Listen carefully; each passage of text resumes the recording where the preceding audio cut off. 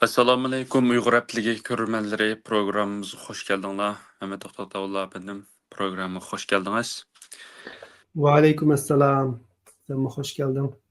Rahmet. Programımızı başlaştım burun. Yana burunqidek. O'xshash gapni qilavermayli. Qilmaydan boshlab ketaylik mencha. Demisam bilislar debchi. Şu. Hamda o'tgan hafta jiqaroq Suriya vaziyatiga aloqador to'xtalgandik. Masalan, inkaslarda biroq buning yetarsiz bo'lib qolganligi to'g'riliq inkaslarni ko'rgan bo'ldik. O'zimmi, ya'ni bizmi buning biroz yetarsiz bo'lib qolgandek o'yladik. Endi shunga bu to'g'riliq yana bir to'xtalaylik. Deb jiqaroq gap qilaylik. Xalqimizning balkim ehtiyoji bor tushunishga, bilishga degandek bu to'g'riliq masalalarni. Deb endi ya'ni ko'proq Suriya vaziyati aloqador to'xtalamiz.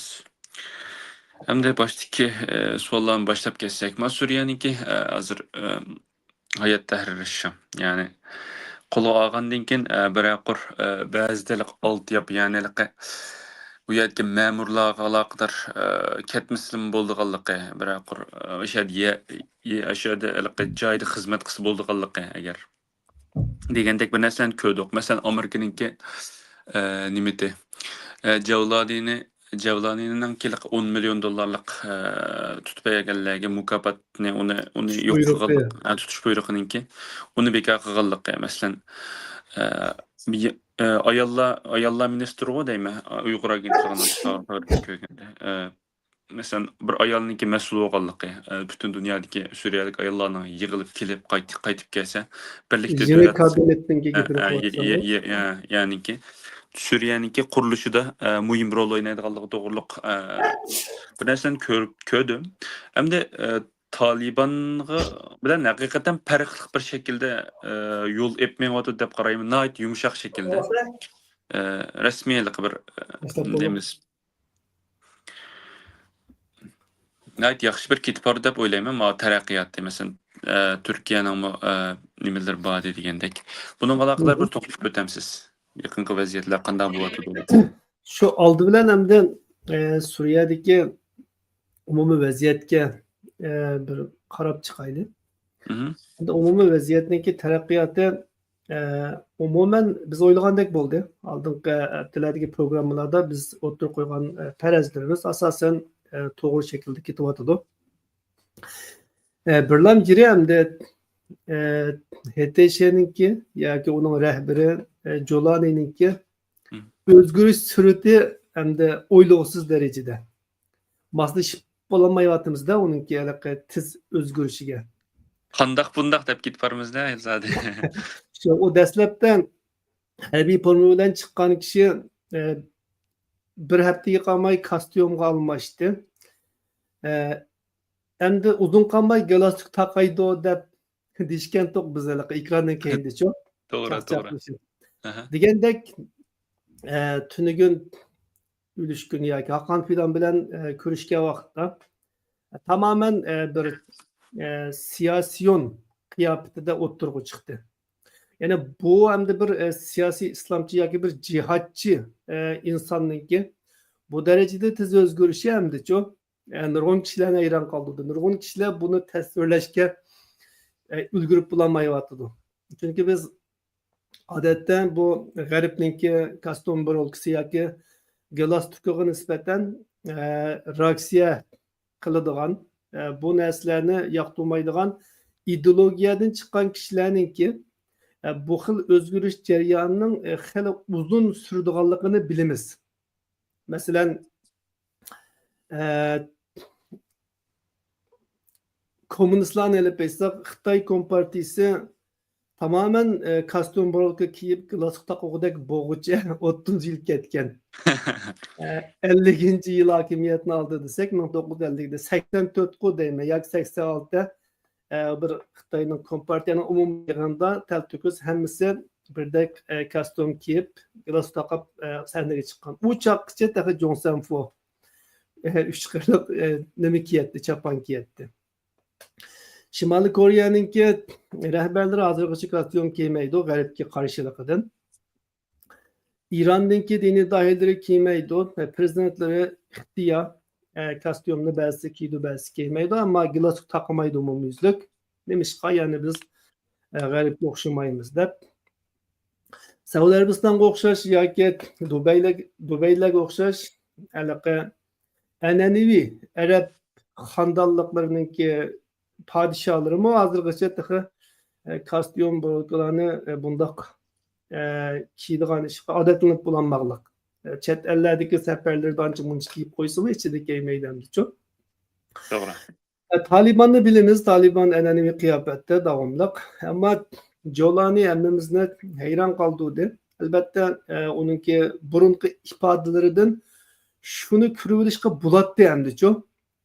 Tamamen işki kısımda ideya cihetten teyyarlanıp boğallıqını özgürüşke maslaşkan. Fakat azırak bunun vaqt gitadiganligini his qilgan edik. Ama biz o'ylagandan haqiqatan tiz bo'ldi degandek mana Esed hakimiyeti yıkılıp bir hafta ötmey bular tamamen Suriye'ninki yeni hükümranlarına aylandı. Harbiy kıyafet, o İslamcı ya cihatçı kıyafetini İslamcı demeyelim de cihatçı o selefi kıyafetini taşlap tamamen zamanıvi bir devlet rehberi kıyafeti geldi. Hatta bir harbiy militarit yoki askeri kıyafetini mu sakladı. Tamamen onu mu taşlap hem de çok. Doğru. Zamanıvi bir devlet rehberi yoki siyasiyon siyaqaga kirip bo'ldi endi. Endi bu xil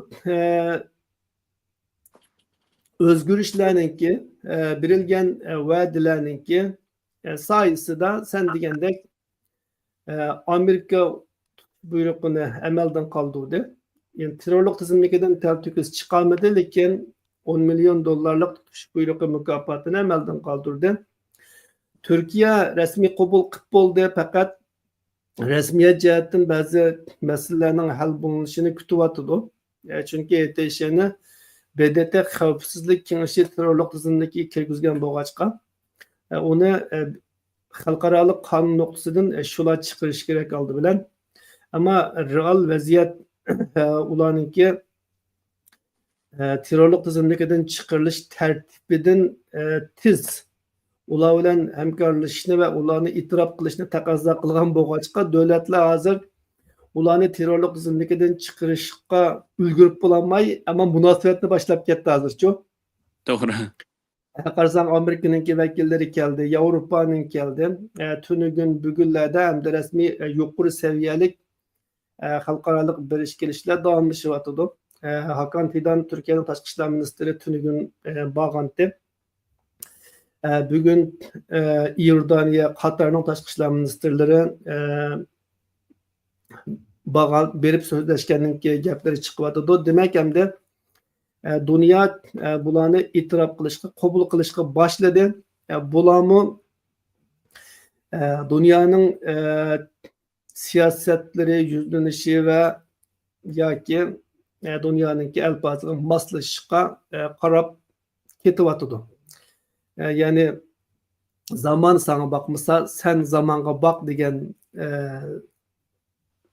maqol temsil bo'yicha zamanga bakıp chiqilyapti. Çoğun cihatdan bu xil yuzlanish bor. Hamda Suriye'ninki başka cihatdagi yuzlanishleri yenilan naite ciddi halette. Çünkü Türkiye HTŞ'ni itiraf kılıp Suriye'ninki qayta qurilishida asosli rol oynashga tirishayotgan bo'lsa-mu ve Suriye'nin muqimligini, tuprak bütünlükünü ta'kidlayotgan bo'lsa-mu, o'xshash bir vaqtda yani chegaraga zo'r ko'lamda askar to'playotdi ve Suriye'ninki sharqidagi asosli shu Iroq chegarasi, Türkiye chegarasidagi Kürt qurolliqlarini yoki qurolsizlansa yoki men qurolsizlantirma deyapti. Bir tarafdan HTŞ'ni bularning ishini sizlar hal qilinglar deb shularni topni shularga ittiryotidi. Hakan Fidanmi ochiq dedi buni Damashqdagi axborot e'lon qilish yig'inida. Yana bir jihatdan agar sizlar qilib bo'lolmasanglar biz qilamiz deyotidi. Amerikagami ben bilen Kürtlerin arasından birini tanla. Ben bu senin ittifakdaşın, ularını sen ittifakdaş deb aldın. Qani qaysimiz muhimken deb Amerikaga mı naz qılıvatıdı Türkiye bir jihatdan. Hem Amerika'nın bu tumurunu tutup aldı deb o'ylayman belgilik derecede. Trump ben Suriye'nin şigarlaşmayma davatkan mezgilde. Yeni hükümet hem de kurulup boğuca kon hükümetinin ki yeni bir keskin tedbir alamaydıqalıqını bilgechke şunu Türkiye şu fırsatdan bu yerdeki Kürt tehdidini emelden kaldırışqa tirişivatıdı. Ama arkaysi taraflarına besin bilen tehe kenkulemlik hücum başlamadı ama paçpırat uğuşlar toxtamayıvatıdı. Yeni demekçi olan gap bir cihetten Suriye'de tinçlik emelge aşkanda kürünsümü yeni bir cihetten uğruş teyarlıkları başlanıvatıdı. Yeni biri HTŞ'nin rehberi Jolani, yoki hozirgi yeni ismi bilan hamda Ahmed Shara. Biz Suriyadagi barliq qurolli kuchlarni Davlat Mudofaa Ministrligininki ostiga to'playmiz deb ulishgungu deyman. Barliq guruhlarning boshliqlari bilan ko'rishdi. Bizning Uyg'urlarniki boshliqlarini ko'rmadim bu yerda, balki Suriyadagi yerliklarni to'pladi. Ve ularni Suriye Devlet Mudofaa Ministrligiga qatib oldiganligini, Devlet Mudofaa Ministrligininki bosh qurishi sirtida, Suriye armiyasi sirtida, texmo konkret aytganda, hech bir qurolli kuchga yo'l qo'ymaydiganligini bildirdi. Ya'ni davlat armiyasidan boshqa kishilarning qo'lidagi barliq qurollarni qaytirib olamiz, topshirib olamiz deyotdi. Demek hem de devletninki o əsləhələrini qayta qurish ve devlet organlarını tərtib selish xizmati elib berilyapti. Yana bir jihatdan İsrailiyaninki Golan egizligidagi ishg'oli davom qilyapti, hatto kengayapti. Yerli xalqlar bilan tunji to'qinish bu hafta yuz berdi. Bir qancha kishiga o'q chiqadi İsrailiya taraf. Türkiye bununla diplomatik narazılık bildirdi ama YTŞ'den bunun karşı hech qanday kuchli narazılık sada yok. Fakat biz urushga tayyor emas deb o'zlari aytyapti. Bunu qanchalik davom qildira oladi, buni ko'ramiz. Rossiya asosliq askarlarini janggohlardan chekindirdi. O'ziniki ba'zisiga Tartusdagi Lazakiyadagi ba'zilariga yo'tkadi. U yerdan ba'zi ig'ir tipdagi qurollarni Liviya taraflarga yoki Rossiyaning boshqa yerga yo'tkaganidan xabar chiqyapti. Rossiya bilan yeni hukumat o'rtasida munosabatlarning davom qilayotganligi xabar bor. Bular hamda o'zining bazasini saqlab qola olamdi, yeni hukumat bunga yo'l qo'yamdi yoki taltukis chiqib ketamdi. Bunimi hozircha bir narsa deyolmaymiz. Rossiya qabul qilishni o'ylaydi menimcha. Ama yeni hükümet hep kılışını halamdı, halamamdı. Bularınki stratejik tanlışığa bağlıq. Çünkü devletninki bir tarafında İsrail'e var, bir tarafında Türkiye besip kirlilik, yine bir tarafında Amerika. Bundaki ahvalda ular bir stratejik tamponluk saklaş için Ruslarını mı turup tutsun demdi. Ya ki Türkiye Amerika'nın besimi bilen onu qo'g'lib o'tamdi bilmaymiz, chunki Turkiya va Amerika garchi u yerda Daeshga taqobil turishda Kürtlarning masalalarida bir-biri bilan qarshilashsimi, ammo Rossiyani qo'llab chiqarishda, Suriyada Rossiyaning ta'sirini, Ironning ta'sirini tozalashda o'rtaq fikrda. Chunki har ikkisi NATOning a'zosi, har ikkisi bir jangalning bo'risi, cho'ng jihatdan aytganda. Shunga Turkiya, Amerika İsrail'e Suriye'nin kelgusida muhim rol oynaguvchi bo'lib, İran'ı ve Rossiyani taltukis tepib chiqarib o'tishi mumkin. Endi bu yeni hukumatninki irodasiga bog'liq. Yeni hukumat qanchalik mustaqil maydonni ko'rsatyapti bu xil ojiz altida yoki Turkiya Amerika taraflarga qanchalik beqinadi. buni ko'ramiz. Hozirgi ahvoldan qaraganda Turkiyaga hali beqindagandek turdi. To'g'ri. Umumiy vaziyat shu shaklda endi. Qolgan paranglarni qilsak bo'ldi. Endi birer qur hozirgi vaziyat to'g'riliq paranglashgan bo'ldik. Endi eng iliqi mana nima bizning o'zimizning masalasiga kelsak, ya'ni Uyg'ur jangchilarininki He g'arib he. taratqullari deganligi. Boshda men Angliyaning Telegraf degan agentligida ko'rdim-ku degan videoları.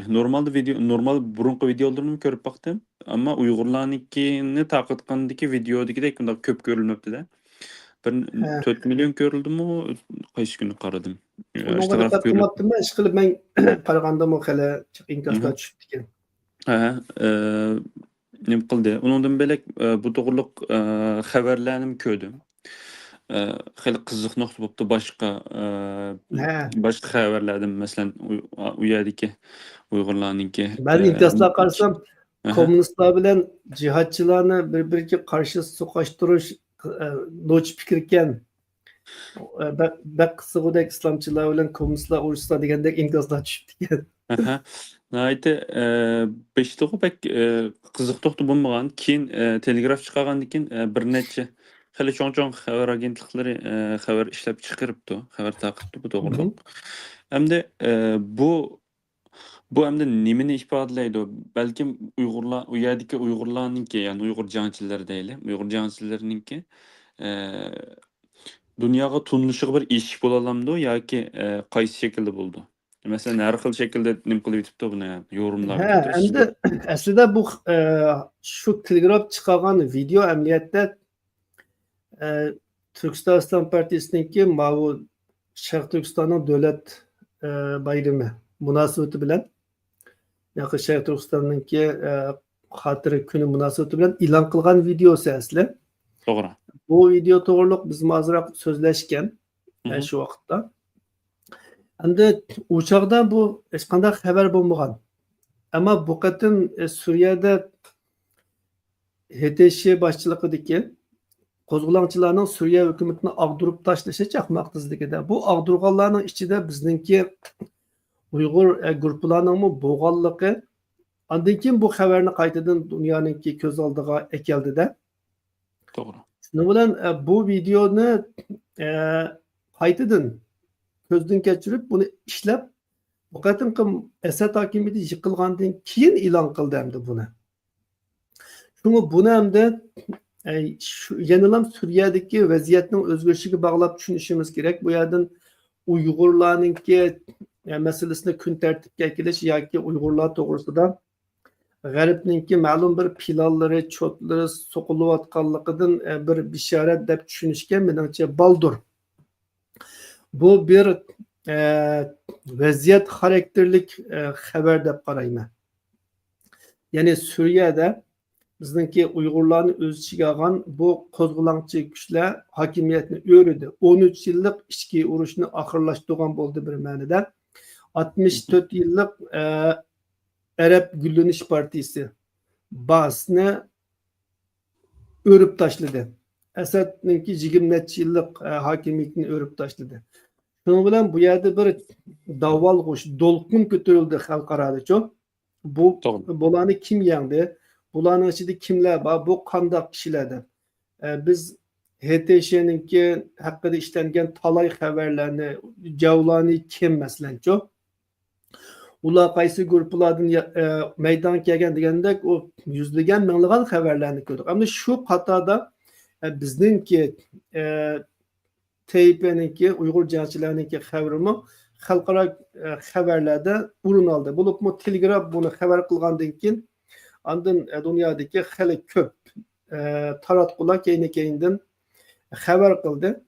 Bu yerdan da bizning Uyg'ur bo'lganligimiz TYP'ninki o videosida Xitoyni kilaki nishonlab tilga olganligi, Xitoy davlat navbatda dunyoninki oldida parlayotgan bir iqtisodiy kuch bo'lganligi, Amerika bilan Xitoy o'rtasida iqtisodiy urushninki bo'layotganligi va kelgusida Trump chiqsa buning texmi kuchlik davom qildiganligidan iborat bu xalqaro atmosfera bilan birlashtirgan vaqtda kishilarning diqqatini alayda tortadi-da bu hamda.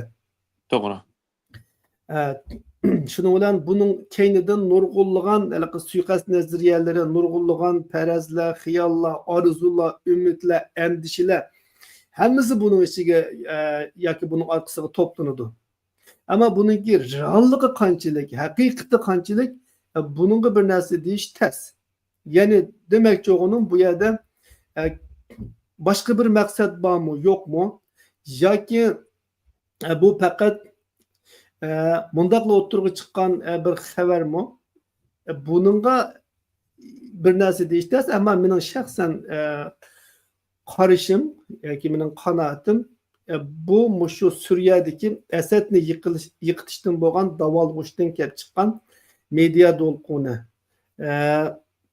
taratqu xabar to'lqinininki ta'sirida o'tirg'i chiqqan bir hodisa deb qarayman. Ammo mushu vasila bilan, mushu bahona bilan hamda bizningki u yerdagi Uyg'ur qurolli kuchlar dunyoga to'nildimi desam, to'nildi. Albatta bu chaqqichi Xitoyninki bayonlari orqali Suriya hukumati, Suriyaninki Beyjingdagi elchilari buni tilg'ab kelgan. Bu bir maxfiy narsami emas amaliyotda-chu. Shundoq. Ammo odatdagi ko'rinmalar qiziqmaydi nurg'un narsalarga-chu. Masalan, biz Afrikaning bir cho'llarida, chetida, Janubiy Amerikada bo'lgan ishlarni bilmagandek bir gap hamda-chu. To'g'ri. Shu qiziqmaydi. Shunday bir vaziyatda o'tirib chiqqandan keyin, ha, bunda ish bormikan deblan uningga diqqatini yig'adigan gap hamda, yoki diqqatini beradigan gap. Shuning bilan yengillik bo'lib qo'yiladi. Bo'lmasa u yerda Uyg'urlarning borligi Xitoy tarafidan mutlaqlanib keldiğini yillardan buyon g'arb taratqullari biroz uningga bek diqqatni bermadi, chunki Xitoy Uyg'urlarni irqiy qirg'inchilik Uyg'urlarga irqiy qirg'inchilik olib berishda shu terrorlikni bahona qilgan bo'lg'achqa u bahonaga kelishni xohlamadi deb qarayman. Axloqiy jihatdan muxbirlarningki vazifasi ojizlar tarafda turish. Shundaqmi? To'g'ri. Medianingki, muxbirlarningki vazifasi, axloqiy burchi ojizlar tarafda turish, kuchliklarni tanqidlash, kuchliklarga tanqidiy muomala qilish. Ammo davlatlar, hukumatlar, kuchliklar davomli qalamlarni setib olishga tirishadi, medialarni kontrol qilishga tirishadi, ammo axloqiy majburiyat nuqtasida aytgan vaqtda har bir yozuvchi, shoir, qalam egasininki vazifasi ojizlar tarafda turish, kuchliklarga qarshi ojizlarni qo'g'dash. Shuning uchun bu masalalarda Xitoyninki bahonasiga asos tepib bermaslik, Xitoyninki qozoniga yog' quymaslik uchun shunga bu masalalarni biroz tuvan muqom tutib kelgan. Bu qatim Telegraf buni bergandan keyin nurg'un medialar berdi. Hamda Telegraf ijobiy, nisbatan ijobiy birlik xabarni-chu. To'g'ri. Bu yerda Uyg'urlarninki bu xil tashkilotlarning ichiga kirib qolishi, bu yerda bosh ko'tarishininki oq ko'rinishini Xitoyning irqiy qirg'inchiligi va zulmiga bog'lab birlik. Ya'ni ikkini birlashtirib turib. To'g'ri. Ya'ni naslninki o'tirib qo'yish uslubi o'xshamaydi, ya'ni bizga foydali shaklda. Agar buni Xitoy mediasi yoki Xitoyparast medialar bo'lsa, albatta Telegrafdan keyin bergan ba'zi medialar shu shaklda berdi. Bu savol ayrim bir savol so'raymiz. Chunki bizniki danqimiz chiqsalam hisob emas, dan chiqqanga hisob emas. Ziyon foyda masalasi bor bu yerda-chu. Masalan, Telegraf buningda Xitoyning irqiy qirg'inchiligi buni keltirib chiqargan desa, boshqa medialar, ba'zi medialar nima berdi? Xitoyninki Uyg'urlarni bostirishi shunda andishasi bo'lganligi sababidan. Ya'ni shundaq davlat bexatarlik tahdidi bo'lg'achqa, terrorizm tahdidi bo'lg'achqa, shunga Xitoy Uyg'urlarni bostirdi degan nuqtadan xabar berdi masalan-chu. To'g'ri. Shunga haliqi ishqi bilan bo'lmasin, mayli ijobiy yoki salbiy nuqtadan bo'lsin, bu xil xabarlar keng o'ttirg'i chiqdi, keng tarqaldi. Siz uni kesyaptim.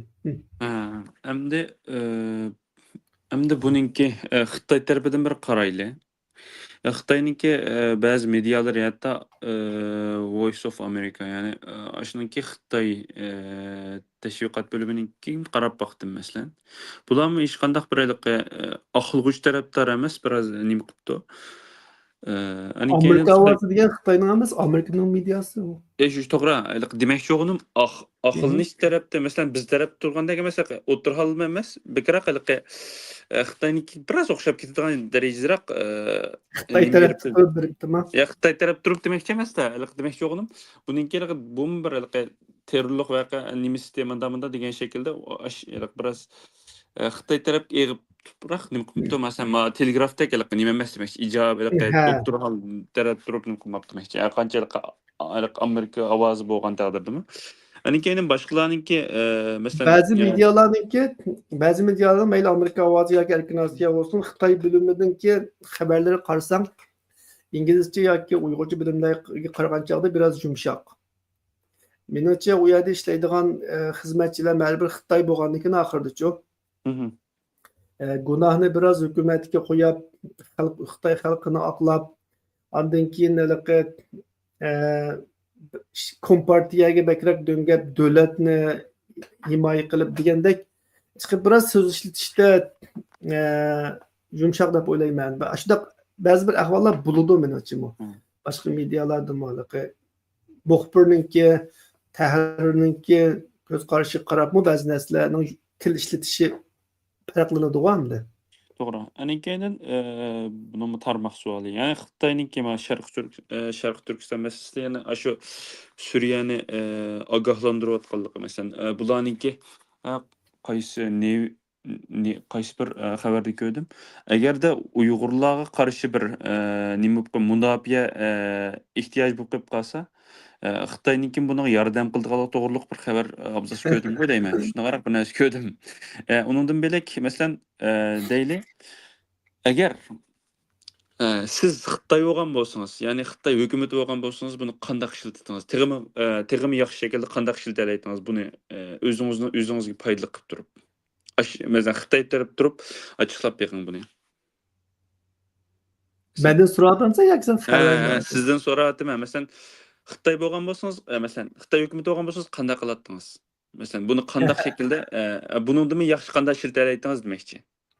Aldı bilen Xitay'ninki inkasını kelsek, Xitay'nın BDT'deki vekili Suriye hükümetini, yeni hükümetine agahlandırdı. Doğru. Suriye'ninki zeminden paydalanıp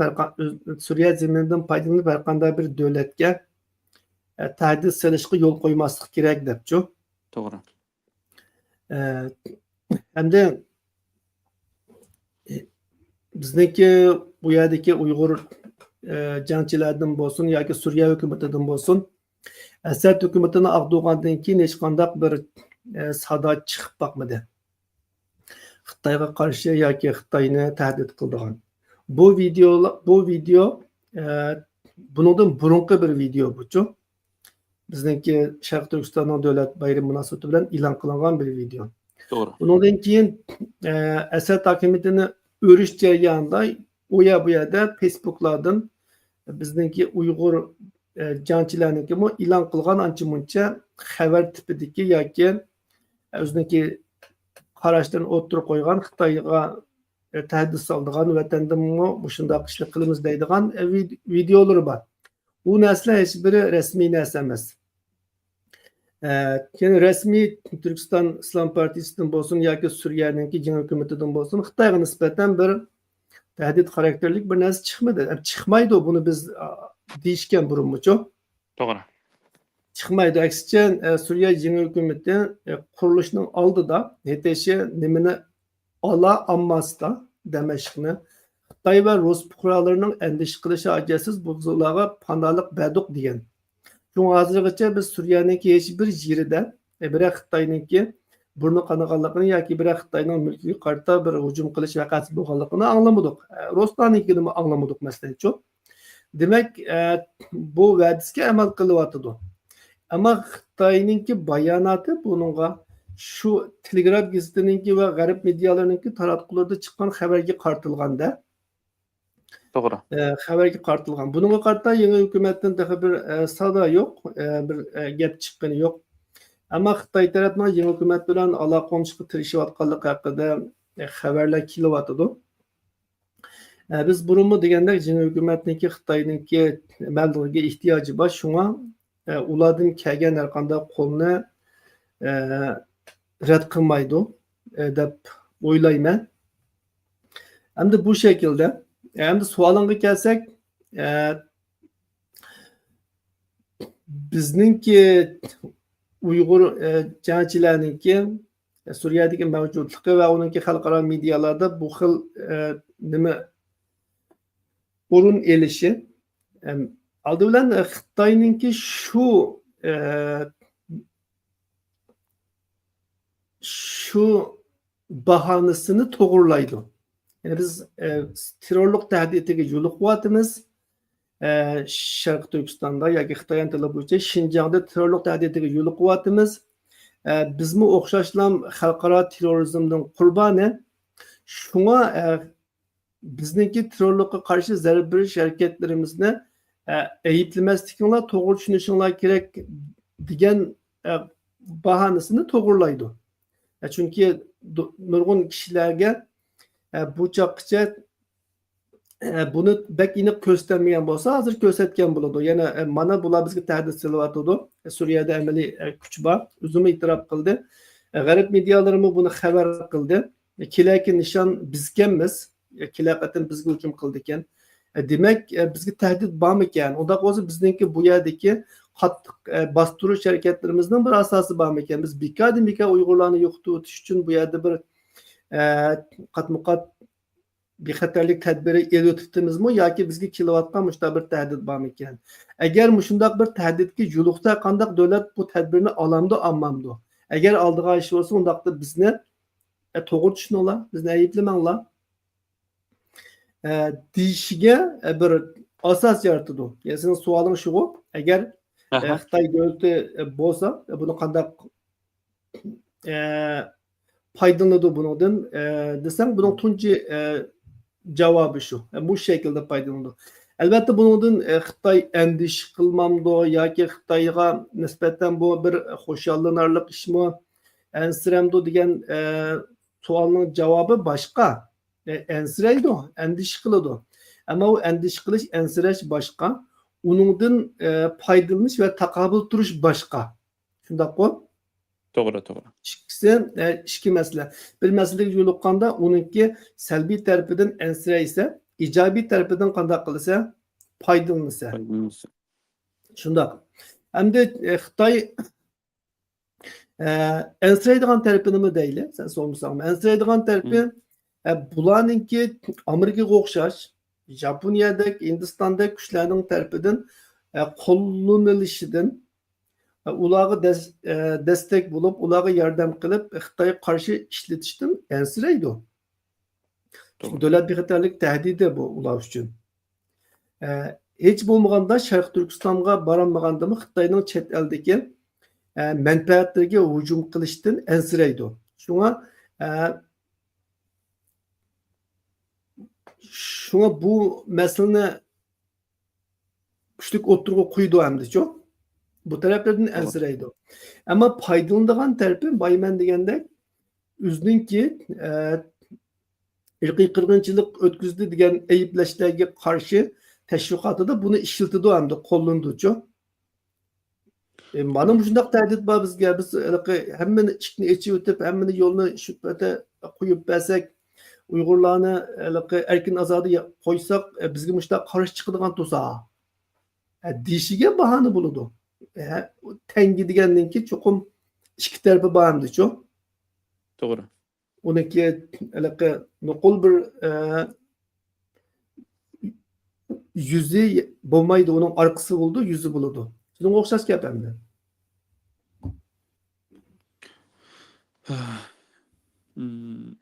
Unda bo'lsa, endi keyin o'sha tarmoq suolining keyingisiga kelsak, Suriyadagi Uyg'urlarning kelgusi qanday bo'lishi mumkin? Masalan, biz o'tgangi qitimlarda masalan puhralıqqa elinishi mumkin degandek bo'ldi. Masalan, işte dedik o puhralıqqa elinishi Hı mumkin. hı. Yoki mesela hozir ba'zilar masalan tinchlik masalan tinchlik mezgili davomlashsa, ularniki Xitoyga qaytarilganlik to'g'riliq mutahlillarni qilibdi. Andan Evet. keyin bu yerda masalan o'ylaylikki, tayyor bir kuch bor hozir. Tayyor bir kuch bor. Buni hamda Amerika ishlatmasmi o'zicha? Yoki masalan bu yerdagi ba'zilarda masalan Xitoyning odami degandek gaplarmi bor-ku, masalan o'tirib qo'yilyotadi Hı hı. va ba'zi shaxsiyat tarafidan. Bundaq masalan deylikki bir chegirda bo'lgan bo'lsa yoki o'shaga yaqin bir davlatda bo'lgan bo'lsa-da, bularniki kontrolligi Xitoy tamoman Xitoy tarafidan kontrol qiladi desak. Ammo boshqa bir davlatda, boshqa bir yerda tayyor bir kuch bor. Buni masalan cho'ng davlatlar o'zining manfaati uchun ishlatmasmi? Buning kelgusi qandoq bo'lishi mumkin? Bizning Uyg'urlarga masalan yoki vatanga qanchalik yordam qila olish mumkin agar yordam qilgan taqdirda? Buni biz bu chaqishimiz so'zlab keldik. To'g'ri. Bu o'ttirib qo'ydik. Bizniki katta burun degan gaplarimizni Suriyaninki hozirgi yangi hukumati to'g'irlayotidi. Da'vatida to'g'ri. Biz nima degandik? Bu yerdagi Uyg'urlar qurolsizlantiriladi. Qo'ldagi qurollar elinadi. Normal fuqarolikqa qaytariladi. Vatandaşlık beriladi. Shundaqmi? Hı hı. Vatandaşlık beriladi. Suriyaninki kelgusini o'rtaq qurish qatnashtiriladi va shu yerda yashaydi. Bu biz degandek bu ham eng yaxshi ssenariy edi bizning nazarimizda. Mening nazarimda to'g'risi. Chunki meningki ularninki vatan Sharq Turkistonni ozod qilib, bizning vatanga berib, jihad qilib, u yerga olgan qurol kuchlarini u yerga yo'tkab qilishidan burunlar umidim yo'q. Undaq bir orzuyum yo'q. Faqat ularninki u yerda qirilib ketmasligi, yana bir qatim Daesh fojiasiningki yuz bermasligi mening eng chong umidimdi, duoyim shuti. Degan arzu qilganimdek o xil ahvol kelib chiqmadi. YTŞ'nin g'alaba qilganligi cho'ng bir fursat bizniki Uyg'urlarniki mavjudligi uchunchi u yerda. To'g'ri. Endi men ba'zi umidsiz qaraganlarga o'xshash YTŞ Xitoy bilan qayta qurish jarayonida savdolashib, suhbatlashib, ularni setib o'tadi, Xitoy qaytarib o'tadi deganga qo'shilmayman. Chunki masalaninki ichki qismi bor. Nuqul tashqi savdoni qilish uchun ichki jihatdan tamoman ular ta'sir ko'rsatmaydigan kishilar bo'lishi kerak. Setib o'talish uchunchi hamda. Ammo undaq bo'lishi notayin, chunki ular 10 yillardan buyon u yerda ular bilan birga kurash qildi, Asadga qarshi birga jihad qildi. U yerda qudu baji bo'lib ketdi, urug' tuqqan bo'lib ketdi. Bundaq ahvolda uni Xitoyga qaytarish, yana birini Rusga qaytarish, yana birini Isroilga qaytarish, yana birini nimaga qaytarish ularning qonuniyligini yo'q qilib o'tadi. Ichki qismdan isyonni keltirib chiqardi, qarshilikni keltirib chiqardi. Buning uchun mencha yaqin kelgusida undaq bir ahvol bo'lmaydi. Buning o'rniki bor Afg'onistonda, Bosniyada, Kosovoda bo'lgan o'rnaklar bor buningki. Shu shaklda bir taraf qilinadi. Shu men unga qo'shilmagandim, o qadar umidsiz emasdim. Ya'ni Adkin ular hamda Suriyada g'alaba qilganligi uchun bular hamda shu yerdagi g'alabaning natijasini, mevasini saqlab qilib, Xitoyga berib, Sharq Turkistonga berib, Xitoy bilan urushidi degan xiyolni men surgan emas. Buningmi hech bir fantaziyadan boshqa bir asosi yo'q hamda. Hozirgi reallikda orzudan boshqa bir narsa emas bu. Chunki Suriye yeni hükümeti hazır bütün dünyaya o'zini bexatar qilib ko'z tutib bulamay avara. YTŞ terrorlik tizimligidan chiqib bulamay Esed hükümetiga qo'yilgan xalqaro embargolarni amaldan qoldirolmay avvara. Oddiy bir misol. HTŞ terrorlik tizimidan chiqish uchun BDT Xavfsizlik Kengashidagi doimiy a'zo davlatlarningki qo'llashi erishi kerak. Xitoy bir doimiy a'zo davlat. Shundaqmi emasmi? To'g'ri. Agar Xitoy BDTdagi qo'l ko'targan vaqtda men qo'shilmayman desa, HTŞ terrorlik tizimidan chiqolmaydi. Boshqa ish ketmaydi. Xitoyning bir iqtisodiy yordam berishi ketmaydi. Faqat bir qo'lni ko'tarish uchunmi Xitoyga muhtoj. Shunga bundoq bir xiyolni men surmayman, buning asosi yo'q. Shu bu xil ishlar u mumkin emas. Ammo oldinqisi ehtimolligi bor. Siyosatda har qanday rezillik bo'lishi mumkin. Ammo ijtimoiy qurilmadan ideologiyalik taraflardan o'ylagan vaqtimizda masalani navbatda bu jihatdan chiqib endi g'alaba qilsay bir ishning qizig'i boshlanib bo'lguncha u yerda o yillardan buyon sen bilan birga kurash qilgan kishilarni buningga topshirsang u hiçbir aqlli siyosatning ishi emas masalanchi. To'g'ri. Biz ko'rgan bir haftaning ichida glastik taqashqa taraqqiy qilgan Ahmad Shara undaq döt emas menimcha. O nimasidan ko'rib olaymiz uniki harakatlaridan. Shunga o'zi da'vatgandek bu jihatda TSHning rahbari aytib uchuq bir narsa dedi. Chet ellik qurolliqlarni qanday bir taraf qilasizlar degan savolga muxbirlarning ulan davlatga qaytaramizlar degan savolga odatda har qanday bir davlat hech qilmasimi bir tinch yashab bergan insonlarga 5 yilda 10 yilda vatandoshlik beradi ekan deydi. Biz bilan birga 10 yillab jihad qilgan Suriyani ozod qilish uchun kurash qilgan kishilarni nimishqa qaytaramiz? Ularga vatandoshlik beramiz. Ular davlatga qaytarilmaydi, aksicha mukofotlanadi dedi. Bence mükemmel bir senaryo, mükemmel bir tedbir. Hem başkalarının yoki Xitoyning deyli nimasidan qarlashidan yoki masalan bularga qarshi bir nima ishlatishdan ko'z o'ynishidan saqlanib qolg'ili bo'ladi. Hem ikki tarafdan qo'llash yoki ishlatgili bo'lgan yoki yaxshi bir Xitoyga o'xshash ba'zi bir davlatlar u Uyg'urlarni qaytarib bir dunyoga o'zini bir terrorlikqa qarshi jang qilgan no'ch qilib ko'rsatishni o'ylagan bilan nurg'un davlat qaytarib demaydi. Xushi yo'q undaq odamlargacha. Shu Suriya hukumati ularga kapolat bersa, sizlarga qarshi bir ish qilmaydi, bular bu yerda tinch xotirjam yashaydi. Bizning fuqaroyimiz bo'lib desa, ma'qul deydi-da. Menimcha hatto Xitoymi ma'qul deydi. Ya'ni bularni sana qarshi hech qanday ish qilib qo'ymayman. Bular bizning fuqaro bo'lib yashaydi. Desa, Xitoymi ma'qul deydi. Ya'ni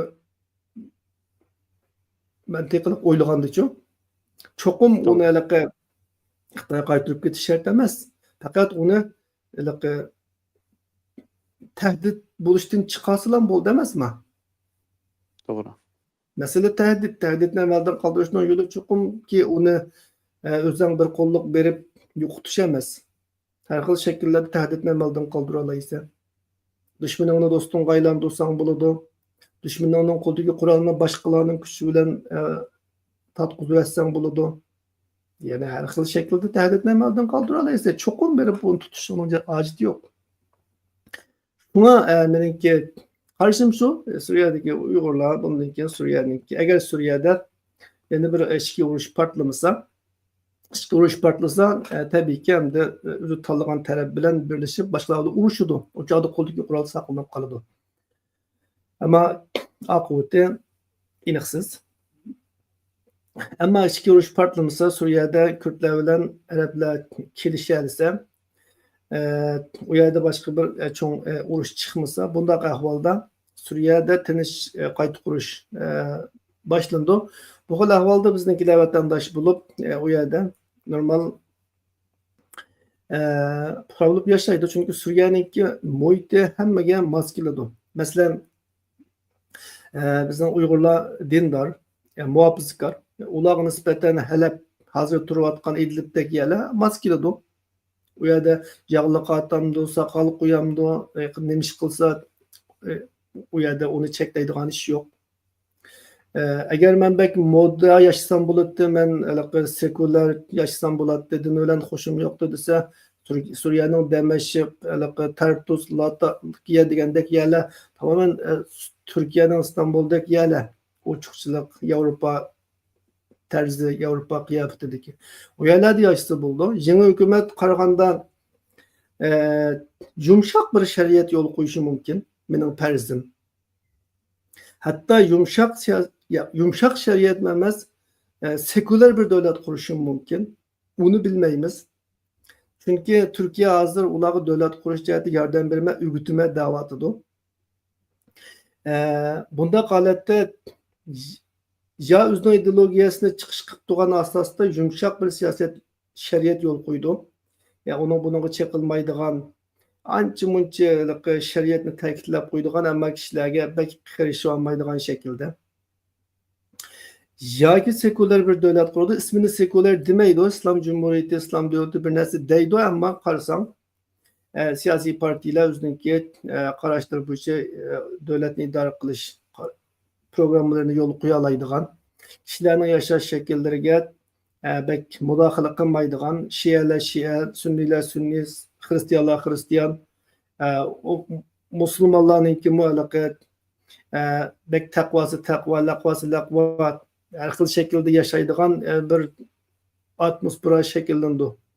Çünkü eğer Türkiye onunla yardım kılsa, rakam fidan degandek Suriye'nin yeni asas kanunun tüzülüşü, devlet kurulmasının kayıt şekillenişine yardım kılımız davatıdır. Eğer şundak bolsa, Türkiye onu Afganistan'a okşaş bir Taliban devleti buluşuğa Türkiye'nin yol koymaydı. Türkiye bunu kalmaydı. Türkiye'nin İslamcıları mı şunçilik İslamcılar hem de muhafazakar ama şeriatçı emas. Endi bu Suriye'ye alakalı bir suallar tügep kaldı. Başka koşup koyduğun yerleriniz var mı? Ya bu sualımdaki yerimi cevaplanmaptı. sen koşarsın. Nime abay dedik ko mesela Uygurların taqdiri. Bularınki başka devletler tarafından tamam cevaplanıp poptu bence. Başka devletler tarafından kullanışı dep nimkandık, lekin bu cevaplanıp poptu. Çünkü Suriye bunun müdahale kıldı dedik emas mı? Başka devletler tarafından deme. Başka devletler tarafından kullanılış için qara. Bu yerda bundaq bir alaka senaryolarni o'ylab boqaylik. Masalan, kim kullanıdı? Xitoyga qarshi kullansa, İsrail'e karşı kullansa, mesela İsrail'e karşı kullandı deyli. Bu çağda Türkiye, şundak mı? Şundak. İran, Suudi Arabistan, bular kullanışı mümkün. Ama şundak bir ihtimallik var mı hazırca? Yok. Suudi Arabistan bilen Türkiye'deki İsrail'e uruşkuda cesareti var mı hazır? Yok. İran'ın kullandığı gücü var mı? Texmi yok. Buluşu mümkün. Ama bizdekiler bivasıta İran'daki kolaslığı kiremde kirmeydi. Çünkü Şii ulanı Müslüman da qarmaydı. Vasıtılık kollaş için zemin gerek, o zeminden nereden tapıdı? Suriye'de turup tuğan müddetçe Suriye hükümetine yol koymaydı. İran'ın təsirini təltüqüz tazılayma davatıdı. Livan'a yetkilip Şiilerinin arasıga berip kılışqa bizdekiler unumaydı. Şundak o. Şundak. Tügedi. Otor şereften çıktı iş. Hem de Xitayga karşı değil. Xitayga karşı ulanı qo'llayalaydigan birden bir kuch qaysi hazır dünyada? Amerika. Amerika bunu bevosita qila olamdi, qila oladi. Türkiye orqali qila olamdi, qila oladi. Çünkü Türkiye ile ittifoqlash. Hem Suriye'de o'zining qurolli kuchi bor. Ama Amerika'nınki hazır Xitay bilen bu şekilde tokunuşqa kiriş niyeti barmı? Afganistan'da 20 yıl Amerika mevcut bo'lgan muddatça bu işlerde bir ümit bardek körüngen şu vaqtda. Xitaymy şundaq ensirgen. Buni jiq dep ketdik-ku biz. To'g'ri jiqdiq. Ama o vaqtda bizninkiler ya Amerika bilan kelishemedi ya Amerika bizninki bilan kelishemedi. Yani Amerika'nın bundaq bir planı bardek emas. Şuna endi bularni qaytadan o'zi chiqib ketgan Afg'onistonga olib yerlashtirib qaytadan Xitoyga akiremdi. Yoki Qozog'istonga olib Qozog'istondan akiremdi. Qozog'iston bunga yo'l qo'yamdi. Amerika'nın O'rta Osiyodagi ta'siri tayinliq bilimiz. Amerika O'rta Osiyoga kirishga tirishayotgan bo'lsa, ammo Rossiya, Xitoy asosan Amerikaga bu yerlarni bermaglik. Shunga Amerikaning unchalar ta'siri yo'q O'rta Osiyoda. Harbiy hareketlerini elib biralig'idekchu. Hatta texnik acizavatdı. Ejuşturne. Onun üstüne Trump ben urushni oxirlashtirmay da'vatidi. Xi Jinpingni o'ziniki ichilish murosimiga taklif qildi, vazifaga o'tirish murosimiga diktatorni. Shunga hozirda hatto Xitoy Tayvanga hujum qilsa Amerika qo'g'day olamdi yoki qo'g'dash jasorati bormi degan munozaralar bo'layotgan bir vaziyatda Amerika'nın işi qanchalik yaraymiz? Amerika qaysi şekilde bunu amalga oshirdi? Bu bir mesele. Shunga hozirgi holatda u yerda harbiy kuchni saqlab qololmaydi bizninkilar. Agar Amerikaning shunday bir plani bo'lib qolgan holatda ham ularning qo'lidagi kuchga ular Amerika muhtoj emas. Shunga bizniki Uyg'urlar mavjudligini saqlab qola olsa, qurolni topshirib bersa, topshirib tepeteshiga. Albatta, mening qarashim ular qarorni chiqirdi. Canını saqlab qolsa, can bo'lsa can. Agar Amerika kunlarining birida Uyg'urlarni Xitoyga qarshi urushga solmoqchi bo'lsa, tarbiyalamoqchi bo'lsa, ularning qo'lidagi qurollarga muhtoj emas Amerika. Amerikaningki ambarlarida yangi qurollar, yangi xaritalar, yangi uskunalar hammasi tal. Shunga yani biz bo'lsak, ular shu yerda dehqonchilik qilamdi, tijorat qilamdi, mavjud bo'lib tug'ash tursa, lazım bo'lganda unda bo'lsa bizga 1000 dona askar lazım. Yoki 2000 askar lazım. Desi tayyorlab Amerikaningki aeroplaniga chiqarsak bo'ladi. Amerika uni xalqaga olib tashlay oladi. Yani demakchi o'g'lim bu yerda Amerikaningki yoki boshqa bir kuchninki biz foydalanish uchun cho'qim bu bir qurolli holatda turishining hojati yo'q.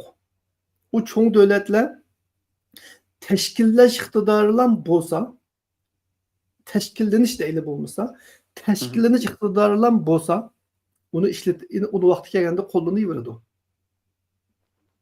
Chunki uning uchun maxsus mablag' ajratadi emasmi u vaqtda? To'g'ri. Maxsus uni bir projekt qiladi. O'choqdan pul ajratadi, mablag' ajratadi, qurol ajratadi. Cho'qim seninki quroling bo'lish kerak emas. Ya'ni sening deganingdek bo'lishi uchun navbatda men bir sabab ko'rmayman, ammo kelgusi bu qalamda bu qilish mumkin, ammo buning uchun bu yerda sening qurolliq mavjud bo'lib turishing birdan bir shart emas. Turolsa yaxshi, ammo men deyman turolmaydi. Chunki turishga vaziyat yo'l qo'ymaydi. Chunki bizda bunda bir gap bor. Aytki qarindan bugungi o'pki yaxshi debchi. O kelgusida kunlarning birida Amerika bilan Hindistonning uning buniki xumor tutib qilib Uyg'urlarni Xitoyga urush qilsa kelib qolar, shuni biz tayyorlab turdik. Unda bir ish yo'q. Angacha atrofdagi kuchlar seni tug'izmaydi u yerda. Jivitidi. Shunday quruq xiyolninki keynida Afg'onistonda necha ming Uyg'ur jangda tugadi, Suriyada, Iroqda tugadi. Bu ahirette Xudoyim g'amonat, ammo bu dunyodagi reallik shu. O'zimizning o'g'il qizlardan ayrilib qoldik. Undaq bo'lsa, buning mushinchik to'xtaydi. Boshqa qo'shib qo'ydigan narsalarimiz bormi? Mencha asosiy to'xtalib bo'ldik deb qarayman. Mencha to'xtalib bo'ldik, chunki biz bu to'g'rida oldin qatorni deyishgan. Reallik ochiq hamda amal yo'q. Shunga ba'zi narsalarni aqliy o'ylash kerak, hissiyotning keyinga kirgandan foydasi yo'q. Bo'lsa, biz shu tatlı gaplarni qilsak bo'ladi. Voy Amerika ishida Uyg'urlar qachon bir qurollanaki o'ttirg'i chiqarki deb saqlab qolgan, endi shuning bilan Telegramning listiga chiqib bo'lguncha CIA'dagilar aloqalashishga boshlaydi. Darhol tayyorlab Afg'oniston orqali yoki Qo'rg'os orqali Sharqiy Turkistonga so'qidi desak bo'ladi, ammo bizda unday ma'lumot yo'q. CIA bilan aloqam yo'q mening. Uchur kelmadi menga. Shu biz faqat ko'rgan bilganga asosan tahlil qilamiz. Ammo pardozlashga nimam yo'q. Chunki 10-20 yildan buyon men xalqaro munosabatga kilovatman, tadqiq qilib kilovatman. Nurg'un hayajonlar, nurg'un shirin xiyollar hammasi reallik oldida barbod bo'ldi. Shunga ochiq bo'lsin haqiqatni so'zlashni to'g'ri deb qarayman. Kishilarni umidvor qilish uchun yolg'on yovdoq yoki quruq gaplarni qilishni men yoqtirmayman, xohlamayman. Bugungi Suriyadagi kurdlarning ahvoliga qaraylik. Oldin qatamma dedim. Amerika hozir ularni tashlab o'tish xavfini kuchli. Necha yildan buyon ular davlat qurdi, Suriya parchalandi, ular mustaqillik erishdi degandek gaplar moddi. G'arb medialari Suriyaning kurdlarini erkinlik janchilari qilib ta'riflab qilmag'ini qolmagan. Turkiya andish qilib, Turkiyada hukumatni o'tishchilar ayblab shunday o'tgan. Mana hozir Suriyaning vaziyati bir o'zgarish bilan nima bo'layotdi? Amerikada bir prezident alınmış bilan hozir ular Turkiyaningki insobiga tashlab beriladigan bir ahvol shakllanyapti hozir. Agar Trump mening Suriyada ishim yo'q, nimcha qilman, turklar bilan yaxshi yuribman, kurdlar bilan ishim yo'q desa, shuning bilan kurdlarni Turkiya yangi Suriya hukumati bilan birlashib bilan bostirib degan gap. Yani 10 necha yillik shirin tushli orzular misli yo'qqa chiqadi. Xuddi bizningki ikkinchi jumhuriyat qanday yo'qtilgan bo'lsa, shunday shaklda. Agar Trump yo'q, men bularni 2015dan tortib o'zim qo'llab kelgan bir qo'lliq, Bayden yaxshi qo'llayolmadi. Gerçi men Suriyani shig'orlashmayman desam, lekin bularga men ega chiqaman. Hech bo'lmasa bularga bir avtonomiya o'smat berman, bo'lmasa men buni yo'l qo'ymayman deb bir ching tura olsa, u chog'da Turkiya kendiga dojiydi. Chunki Amerikada yetishqidek hali yo'q ya. To'g'ri. Ama munosabat buziladi, lekin kendiga dojiydi. Yangi hukumatmi Amerikada yetishishni xohlamaydi. Isroilga kelib zaminni besivasini qarab turgan yerda Amerikaga o'q atamaydi ular. Agar Amerika Suriyaga kurdlarning keyinda turgan muddatcha yetishim ular o'q chiqaramaydi. Qo'rqib. Shuning bilan u chog'da siyosiy suhbat orqali unda bo'lsa, ya federatsiya bo'ladi, ya avtonomiya bo'ladi, bir narsa buludu quludachu ap qiladi. Ammo ayni vaqtda bizni ruslar setyapti Xitoyga. Shundoq. Shu Amerika ularni turklarga setyapsa, o'xshash. Ojizlarningki qismati shuna ichinishli qildi. Amal yo'q. Biz ham degandek ojiz bo'lsin deb ekan degan gap shu. Shu ham bu yerda shirin arzuga o'rin yo'q hamda xalqaro siyosat ashtaq bir narsa. Ya adabiyot bilan shug'ullansak bo'ldi, agar kishilarni xush qilmasak, she'r yozsak, hikoya yozsak, roman yozsak, yoki endi reallikni ochiq bo'lsin so'zlasak bo'ladi. Qarorni kishilar o'zi bas bo'ladi. Biz psixik doktor emas, bani bor deyishga majbur. To'g'ri. Endi bir nim bo'ldi suhbatimizdan ham deymiz.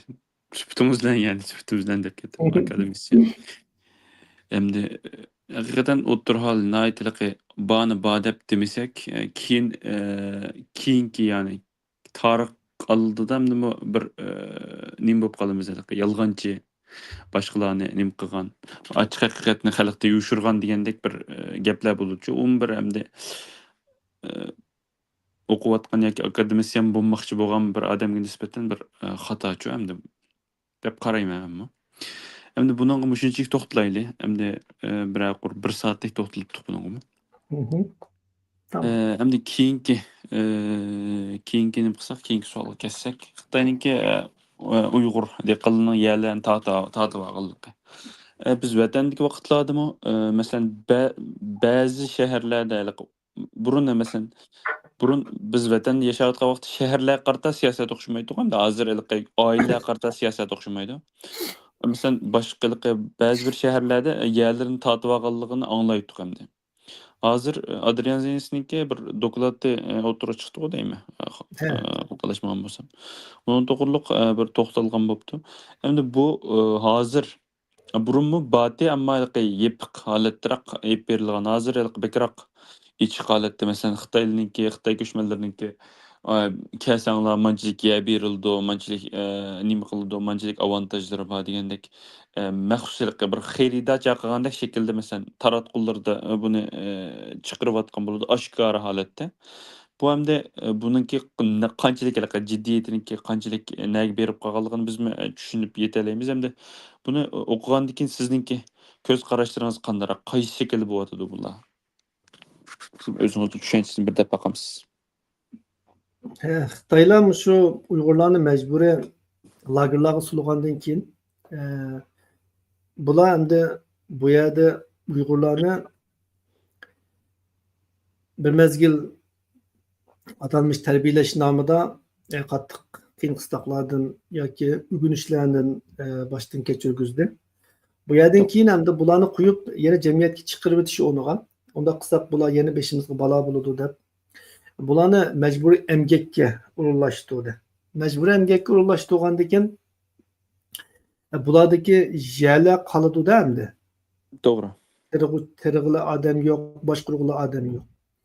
Shuning bilan bu yerlarni Xitoy shirkatlariga kooperatsiya qilib huddiga berib yoki shularni to'xtatqizib ondan Uyg'urlarni shu o'zining yerida o'zini madika qilib ishlatayotgan bir ahvol bor. Bu xil ahvol hamda 2014-13larda o'tirg'i qo'yilishga boshlagan. Shu chog'da yerlarning hammani hukumat tortib oldi ekan, undan keyin biz shu yerda ishlaydi ekanmiz degan gaplar chiqishga boshlagan jamiyatda. Hatto yezlardagi uylarni hammani yıqib bizlarni quru bino uylarga yo'tkaydi ekan, bundaq bo'lganda boshqurish qulay bo'ldi ekan degan gaplarmi chiqishga boshlagan.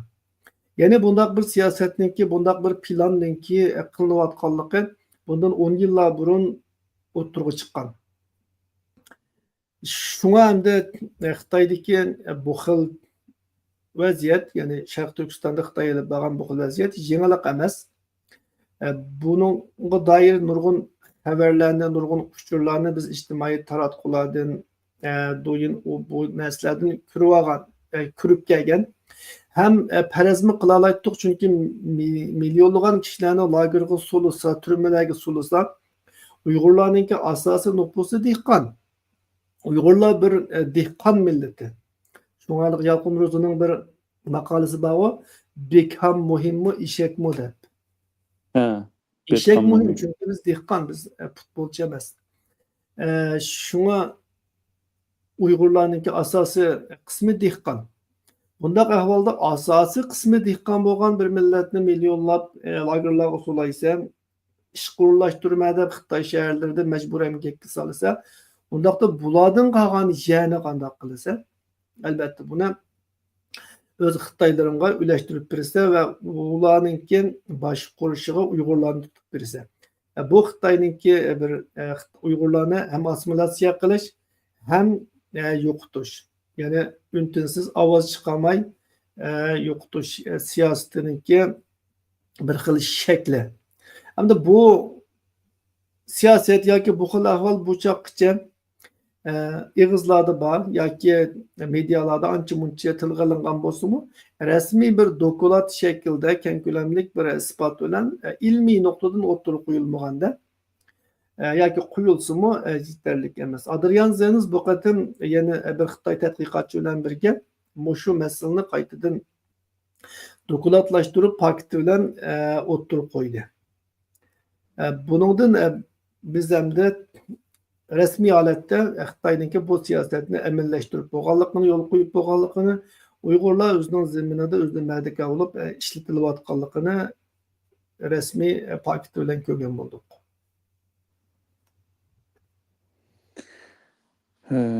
Endi Bunu muşunchik to'xtalamdiq yoki Bu xil boshqa? xavfni amaliyotda Uyg'ur ziyolilari 10 yillar burun his qilib bo'lgan. Masalan, Kurash Ko'sandagi dehqon aka iltimosim yerni sotmanglar degandek naqshlari chiqqan. Shundoqmi? Shundoq. Sen degandek o'shalarda majbur emas Xitoy hukumati Xitoylarningki korxonalari yoki Xitoy qo'llariga to'liqlam berib, mablag' berib Uyg'urlarning qo'lidagi yerni setib olg'izatdi. Buni xuddi Yahudiylar Falastinda mı kullanılan taktika bu? Araplarning qo'ldan yerni setib olib, endi shu shaklda nopusini yoki yashash bo'shlig'ini kengaytgan dastlabki mezgillarda-chu. To'g'ri.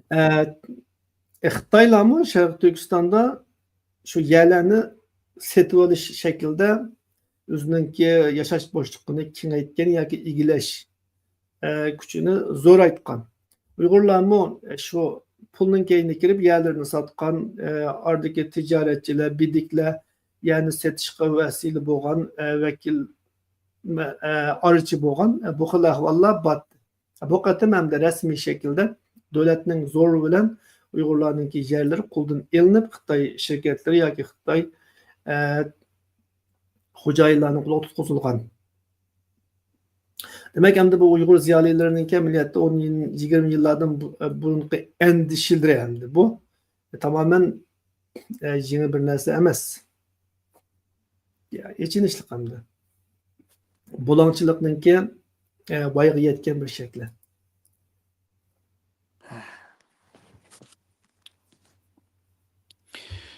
Bunun muşunchik to'xtalayli. Anchami? Sualni atlab keyingi savolga o'tib ketsak, boshqa qo'shib qo'yadigan narsa bo'lmasa buning aloqador. Yo'q, boshqa narsa qolmadi. Chunki buning hamda buning oldini olayli yoki buning qarta tadbir qo'llanayli desak ahvol o'tirdi bo'lgandan keyin qolganini keyingi savolga o'tib ketaylik. Hamda mavo Tayvan bo'g'idiki keng ko'lamda bir manver o'tkazdi Xitoy. Yani şu 9. ayın 12. ayın 9. günden 11. günügacha. Yani bu Tayvan tarafı mı digine qaragан 96 yıldan tatip en çok harbiy manevr deb qaralibdi hamda. 28 yıldan bu yana eng cho'ng harbiy manevr deb qaralibdi. 28 yılının yaxı en çok manevr. Hamda bu yerda Xitoy to'xtamay burunmi bu to'g'riliq maxsus program qilgan bo'ldinglar masalan. Maxsus to'xtamay nim qilyapti. Nima deymiz? To'xtamay harbiy manevr qilyapti, tahdid. Maqsad tahdid solish Tayvanga. Qo'rqitish hamda.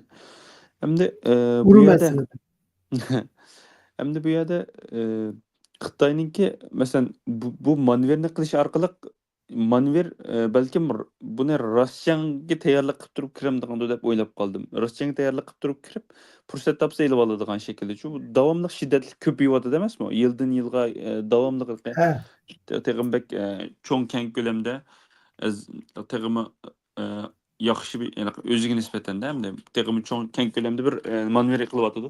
Buni agar shundaq bir fursat izlab qilyapamdi. Agar bu yerda nim qila olib qolsa, agar fursat kelib qolsa, Tayvanda qanchalik vaqt evolib qola olamiz masalan. Buningga ayrim bir to'xtalgan bo'lgan. Tanlaymiz. Unda hamda biz harbiy strategiyachi emas. Shunga Tayvan'da qanchalik vaqtda puldi yoki ola oladi yoki ololmaydi buni bilmaymiz chunki ikki tarafniki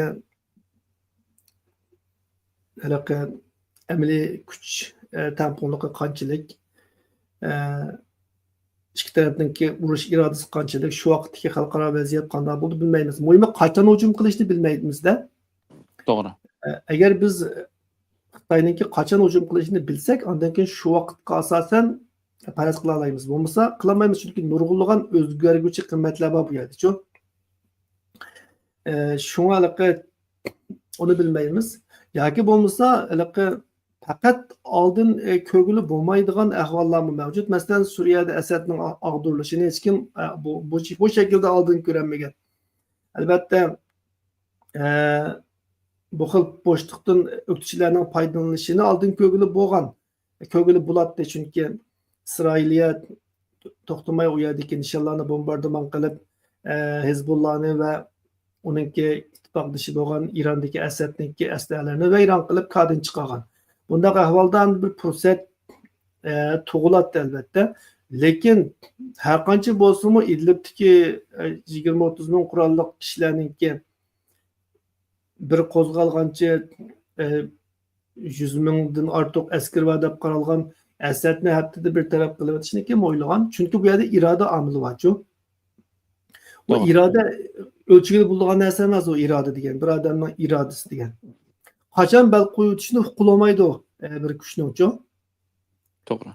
Masalan, unda gavdasiga qarab bu nihoyatda kuchli kishi ekan, shunga bu bel qo'yib bermagidek desang, bir pay o'q atmay taslim bo'lishi mumkin. Yoki ko'zga ilmagan bizda bir gap bor-ku, ko'zga ilmagan qonshani yeribdi deb, shundaq-ku. Ko'z ilmagan cho'maq. Ha, ko'zga ilmagan cho'maq qonshani yeradi. Çünkü bu aciz, bu güçsüz bir peşbağa yaramaydı desem yıllarca seni çarşıtışı mümkün. Şuna alakalı mesela Taliban'ınki burun Suud İttifakı'nı, keyin Afganistan, keyin Amerika'nı qo'g'lab chiqarishi ahirda. Onun başka Teşe'ninki Esad'ni bir taraf qilib o'tishlari bu dünya tarixida bunun örnekleri ko'p. Yani bu nesle hem de siyasi analizni hataga chiqirdi. Çünkü Doğru. bu yerde analiz biri mantiqiga tayinadi, yana biri kuch tamponligiga qaraydi, shundaq-ku. To'g'ri. Yani aqliy narsa, ammo iroda aqliy bir narsa emas. Iroda degan o hissiy bir narsa. Ya canını tikib oxirigacha elishsa yoki qo'rqib qochsa, bunun bir aqliy tarafi yo'q. Bu tamamen hissi bir narsa. Bunu sen imanға bağlamsa, itiqadға bağlamsa, vicdanға bağlamsa, nefretga bağlamsa, muhabbetga bağlamsa, ishqqa nimaga bağlasan bağla, ish qilib aqliy bir narsa emas bu. Yani moddiy bir narsa emas. Shunga bu xil omillarni ishninki ichida hamda-ku. Shu bunday ahvolda qancha vaqtda bo'ldi, buni bir narsa degan olmaydi. Ammo ssenariy qurish mumkin. Masalan, urush chaqmoq tezligida yoki Xitoy Tayvanni oladi. Dunyo bunga javob qaytarishga ulgurib bo'lmaydi. Bu bir ssenariy. Ikkinchisi, Xitoy Tayvanga hujum qildi, Tayvan qaytarib zarb berdi. Dunyo, yani dunyo deganimiz Amerika hamda to'g'risi. Amerika Tayvanning keyinda turdi. Shuning bilan urush uzraydi. Uzurgandan keyin oxirida kelishim tuzib Xitoy to'xtaydi, Tayvan qolib qoladi o'z joyida. Hech nima o'zgarmaydi. Urush vaqtida qoladi bir maydoncha. To'g'ri. Uchinchi ssenariy urushidi. Amerika Tayvanni qo'llaydi. Xitoy bilan bo'lgan urushda Xitoy yengiladi. Amerikaningki va Tayvanning qismlari Beijingni ishg'ol qiladi. Shuning bilan Xitoy kompartiyasi mullaq atadi. Uchinchi ssenariy. Mana shunday ssenariylarni qurish mumkin endi-ku. Ammo Xitoyninki hozir qilayotgani hamda Tayvan bo'g'izida Tayvanni taslim qildirish. Xitoy taraf izchil deydi. Biz Tayvandan voz kechmaymiz. Biz Tayvan bilan oldirab urushmaymiz. Tayvanning tinch vatan qo'yniga tirnoq ichida vatan qo'yni qaytib kelishini qo'lga keltiramiz. Ammo bo'lanmasa urush qilishdanmi-ku yanmaymiz. Urush qilish huquqini saqlab qolamiz deydi. Bu Tayvanga bir tarafdan zaytun shexi uzatqach Xitoy biz sizlarga Hong Kongga bergandek avtonomiya beraylik. Uningdan yaxshisini ham beraylik. Ular 50 yil bergan bo'lsak, sizlar 100 yillik beraylik degandek-ku. Yana bir tarafdan atrofni butun qurshab, to'xtamay harbiy manevri, to'xtamay tahdid, hatto Tayvanning ustidan atdi ba'zi boshqarilgan ballistik bombalarni-ku. Tayvanning ustidan atsa, Tayvanning ustidan o'tib necha o'qyan qo'yib tushdi. Qo'rqitdi Tayvanni. Şunu bilen Tayvan'ın içinde bölünüşünü keltirip çıkırdı. Ya Xitayning tishiga tegmayli deydiganlar chiqadi. Oxirgacha elishimiz deydi. Elishib nima qila oladingiz? Oxirida vayron bo'lib to'xtaysiz deydi. Elishib oxirgacha g'alabani qo'lga keltiramiz deydiganlar chiqadi. Ashtaq siyosiy sohasini ma'lum qiladi. Xitoyning asosiy maqsadi shu endi. Biri dunyoga o'zininki qat'iy Tayvandan voz kechmaydiganligini, shunga ham xiyol qilmanglar, Tayvanni qo'g'dab qolaman yoki Tayvan bilan munosabat qilaman deb man yo'l qo'ymayman demoqchi. Xuddi hozir Turkiya Suriyadagi masalaga qarata kaskin maydon tutgandekchi. Yoki Tayvanning o'ziga sen mustaqil bo'lma deb ham xiyol qilmasini Amerika qo'g'dab qololmaydi. Sen u akanga ishinib nochilik qilma, hamon yer ketsa bizdan debchi. Tahdid solmoqchi shu. Asosiy maqsad qo'rqitish, tahdid solish orqali ya hozirgi vaziyatni saqla. Ya'ni mustaqil bo'lmak xalqaro e'tirof qilishiga erishma demay jim yasha. Yoki bo'lmasa menga taslim bo'l. Ben qo'shib olaman demoqchi. O'tgan hafta oldin qatda Tayvanning yangi prezidenti Tayvanning mustaqilligi to'g'riliq gap qilganchu. Bu qatimqi namoyish unga bir jazo deb e'lon qilindi Xitoyning ozodlik armiyasi tarafidan. Endi sen degandek bu xil manevr qilib oxir Tayvanga go'mmid hujum qilamdi, mumkin. Rossiya Ukrainaga hujum qilishning oldida qanday qilgandi? Biz manevr qilamiz deb ashtaq dedi dunyoga. Hatto Amerika Ukrainaga hujum qilishdan hafta burun Rossiya qismlari Ukrainaga rasmiy hujum qilmoqchi deb istixborot uchurini topshirib oldik deb bayonot berib bo'lgandan keyin Rossiyaning tashqi ishlar ministri 2 kun burun hatto biz Ukraina va Belorussiya chegarasida harbiy manevr qilamiz, Ukrainaga hujum qilish niyatimiz yo'q dedi. 2 kun burun. Ama aşağı deb qo'yapman kirib ketdi. Şuna Tayvanning atrofidan manevr qilib Tayvanliklarmi bular manevr qiladi deb o'ylab, Amerika boshqalarmi bular manevr qiladi deb o'ylab turgan mezgilda u manevrni 20 yil, 30 yilni yani qilyotdi-da. To'g'ri. Manevr deb ko'p deysilib o'tishi mumkinmi? Mumkin. Ama fakat hücum kılamaslık mı mümkün? Bilmeyimiz çünkü 96'da hazırkıdek güçlük manevrlar 96. yılı bir kıtım boğan. Aynı vakitte Tayvan müstakillik tarafta ilgili vakitte Xitay Tayvan'a hatta bazı arallarga bombumu atkan. Yani en keskinleşken. Ama o vakitte Clinton'u deyme. İsim diyor. Avyamatga avatgan Tayvangacha. Biz Tayvanni qat'iy qo'g'daymiz deb. Shuning bilan Xitoy taraf yana bushigan.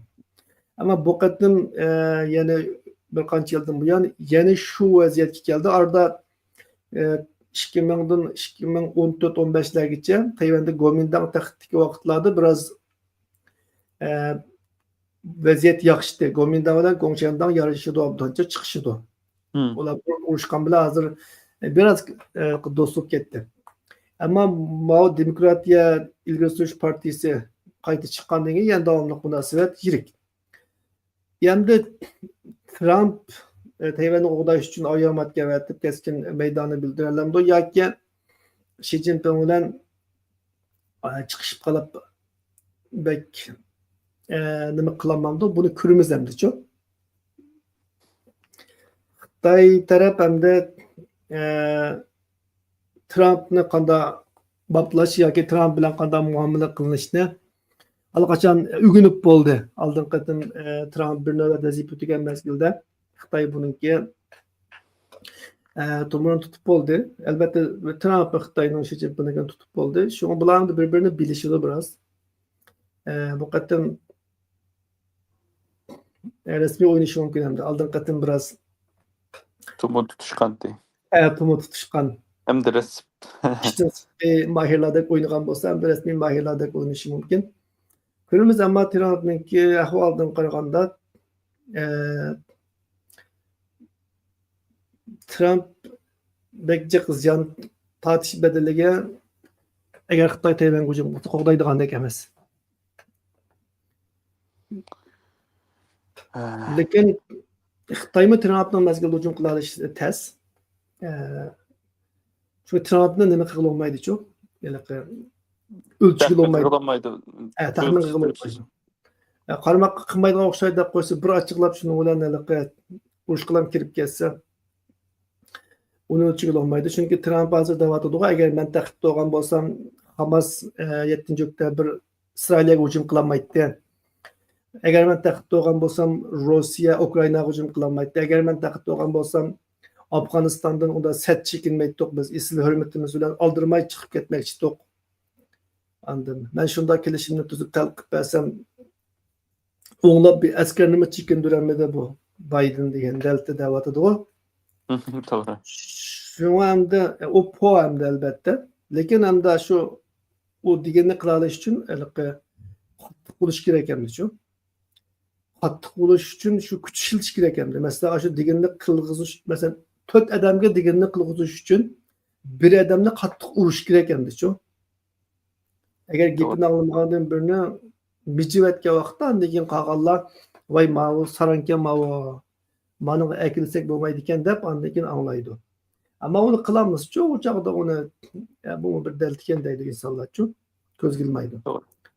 Shunga Trump u deganni qila olishi uchun uni anglamaganlarga qattiq ula olish kerak.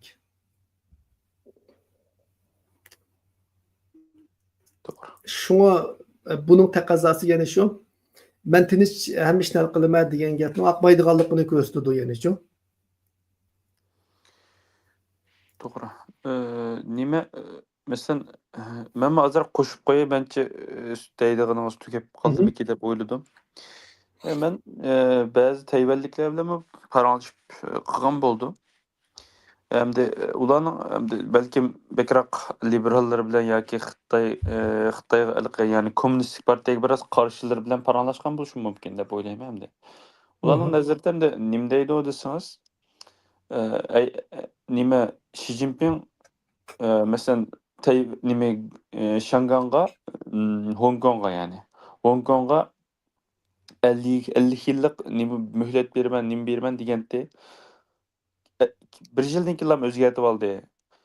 Bu nima biz agar buning ishonsak, biz nimamizni tatqizib qo'yamiz. Ani keyin undan berak hozir balkim sen tarixniki masalan Xitoyniki ozod bo'lish tarixi, ya'ni nima davlat bo'lish yoki Gomindangning vaqti, aning keyin bularniki ishki urushi, nim bilan Yapon bilan bo'lgan urushlarni o'qigan bo'lishi mumkin. Lekin nimaninki Tayvan taraf turib yozilganini o'qib boqmadi. Tayvan taraf turib yozilganini o'qisang, boshqa bir tarix o'qiysan deb shunda degandim. Men abay dedik-ku direnç, ya'ni boshqalarniki qanchalik kuchi yalishi, qanchalik buning qarshi turishi degandek. Mencha Xitoylar Tayvanliklar, ya'ni Xitoy demay Tayvanliklar buning qarashi mencha qo'llamaydi. Qarayman. Buni ko'z qarashim shu hamda. Nimani qo'llamaydi? Ya'ni Xitoyningki mau besimi qarta mencha Tayvanniki hozirgi partiyasining endi turdi deb qarayman hamda. Bu bir albatta xalqning irodasiga qo'ysa, hozir bulutman Sharq Turkistondagi bostirishni, undan keyin Hong Kongning demokratiyasiniki, avtonomiyasiniki qo'ldan ketganini o'ylaganda, xalq albatta Xitoyga qutulishni xohlamaydi. Ammo Xitoy bir mustabid davlat, cho'qim Tayvan xalqininki qo'llashni qo'lga keltirishning hojati yo'q. To'g'ri. O ya harbiy kuchlar besib kirgan vaqtda Tayvan armiyasiniki generallarini setib olsa bo'ldi. Yoki bo'lmasa Tayvan armiyasini palash qilib olsa bo'ldi. Basturib olsa-chi. To'g'ri. Shunga bu yerda Tayvan xalqining irodasi albatta muhim, ammo hal qiluvchi rol o'ynamaydi. Bu yerda muhimi yana Tayvanninki doiralari. Hükümet beşidekiler ve armiyanın beşidekilerninki pozisyisi mühim. Mesela Suriye halkı Esed'ni kalamaydı, lekin Esed'ninki Guruhi, bazı Arap Güleniş Partisi'ninki azaları yoki onunki etrafındaki kişiler şunu kontrol kılıp algan boğaçqa amal yoktu. Demekçi oğlum hem de Xitay bir diktatör devlet, o demokratik bir tertip bilen Tayvan'da bir referandum kılıp andaki Xitay'a koşulutkanlar köp sallıklı çıkan çağda Xitay'ni tallaydıqanlar köp sallıklı çıkanda Tayvan'da qatıb aldığı işte kınmaydı da o. Doğru. Besip aladı o. Köz yaşı bilen, jığızlar bilen, kan yaş bilen çığınıp kelse. Bunda buludu. Şu bu yerde Tayvanliklerini aldı da hem de şikitallaş kalıdı ahırkı hesaptan. Ahırkıcı elişiş, zemin qoğdaş, uruş kılış, yoki teslim buluş. Ama Amerika'nın pozisyonu bu yerda qiluvchi rol o'ynaydi. Agar Amerika keynida turib bersa, o chog'da ularda yurak tom bo'ladi, ag'irish elishidi. Amerika vaqt desa, o chog'da ag'irish elishgandan foydasi yo'q deb qarab taslim bo'lishi mumkin. Uni bilmaymiz-da. Şu vaqtdagi vaziyatga qarasak degan balkim bo'lish mumkin agar shunday bir vaziyat tug'ilib qolsa. Mesela Esed'ninki Suriye'deki yıkılışı qarasaqma, Esed askerlerinki aldınqı septe ahırgıcı tutturab turanmaslıqı İran bilen Rusiyanın iradesini sunduğu. Ya biz buluğu bir yardım evetip boğucu bular taşlap keçip olsa o evetke yardım düşmanın kulu uçup kelse buldıqılla dişki elip badı. İran bilen Rusiyanınki buldıqılla dişi Esed'nin qağan askerlerinin teximi tizlikli teslim buluşu keçişini keltirip çıkardı. Şundaq bir o'ngtanasib nasichu bu kepinek ta'siri demek bunu. Kefinek Ha. effektilemde bizim deydi o Ha, demek kefinek. Butterfly effect deydi o. İşte bir ta'siri var bununcu. Ki şu qadamma qadam mağdıgan narsa bu. Biri birini. Eğer Esed'ninki aldığın septiki kısımları Halep'ni qo'ldan bersimi, Hamanı tutup duralgan bolsa, hargıç elişip. Demesin ular güçlük ameliyatda. Hava armiyasi var, kuralları var, bronlukları var. O yerga hücum qilib kelganlar pick-up bilan kelganlar, pick-up bilan motosiklet bilan asosliqi odatdagi top. Albatta nima bormi? Qusiz aeroplan, dronlar. Umuman qilib aytganda yana davlat hukumatlari duralgan bolsa uçak kışı Rusiyanınki İran'a yardımı kep buldu. Ama o taşlap kaçkandı ki şunu olan o Rusya İran havadan kilip hücum kıpasıma faydası yok da onunki. Doğru. Şuna alakalı Rusya'nın bir generalının dedi. Ular özünün istikamını saklayanmasa biz qanday qila olaydik deb. Rusya Esed'ni tashlab etdimi degan savolga bergan javobi shu. Ular o'zini istiqomini saqlayolmasa biz qanday qilamiz deb. Shunga o'xshash gap hamda. Shunga axirgi hisobda hamda shu Tayvan xalqininki, hukumatiniki jasaratiga bog'liq qolgan ishlar. Xitoyning ichki vaziyati muhim albatta. Xitoyning ichki vaziyati qaysi tarafga taraqqiy qilishi, xalqaro vaziyat. Ammo Tayvanninki qo'g'dilishida hamda Xitoydagi hozirgi vaziyat shu payt davom qilgan, muqimlik saqlangan, Kompartiya Xitoydagi birdan bir asosiy kuch bo'lib turgan muddatcha Tayvandagi qo'g'dilishida asosiy omil Amerika. Bu 50 yil burun shundaqdi, ya bugunmi shundaq. 49'da Tayvanni Amerika qanday qo'g'digan bo'lsa, 96'da qanday qo'g'digan bo'lsa, 2024'da yana shundaq qo'g'dimsa bo'lmaydi. Chunki gerçi bu jarayonda Tayvanning mudofaasi qatma-qat kuchaygan bo'lsa-mu, Xitoyning taraqqiyotini qatma-qat ishg'ilib hamdichu. Doğru. Ya'ni Tayvan 50'deki Tayvan emas. Xitoymi 50-yillardagi Tayvan Xitoy emas. Yani her iki taraf paralel yaşayotgan ama Xitoyniki armiyasi hozir son jihati dunyoning birinchi cho'ng armiyasi. Texnik jihati balkim dunyoning ikkinchi, uchinchi. Bundaq vaziyatda şuna Amerika asası amil bulundu. Ama Amerika'nın biz dünyada mesuliyetten özünü kaçırıyotganligini ben özümniki uçqu o'tqalay deb bagan siri ichki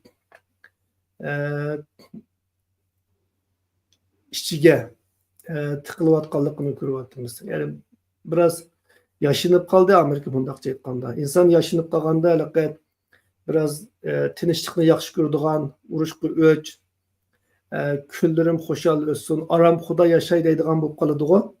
To'g'ri. Amerika hozir shundaqroq holga kelib qoldi. Trumpniki da'vat qilimi shu. Men biraz tinch aram xudo yashasam, bolalarim yaxshi kun ko'rsa, avlodlarimga ko'proq oltin dollar miros qoldirsam, u yoq bu yerga chechib etmasam, qarisiga u yoq bu yerga mablag' solib, bakjaq pulni buzib etdi hozirgacha. Degandek bir mantiq hozircha bu yaşanganlar mantiqisi. Bundaq ahvolda Tayvanliklar mı ensirayotidu bu kelgusidan?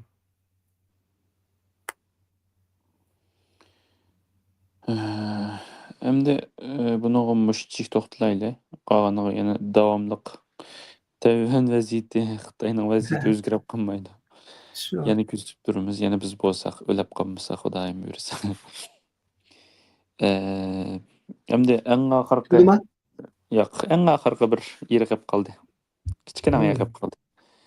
Endi dunyoning ko'zi Suriyaga tikilib qoldi hozir.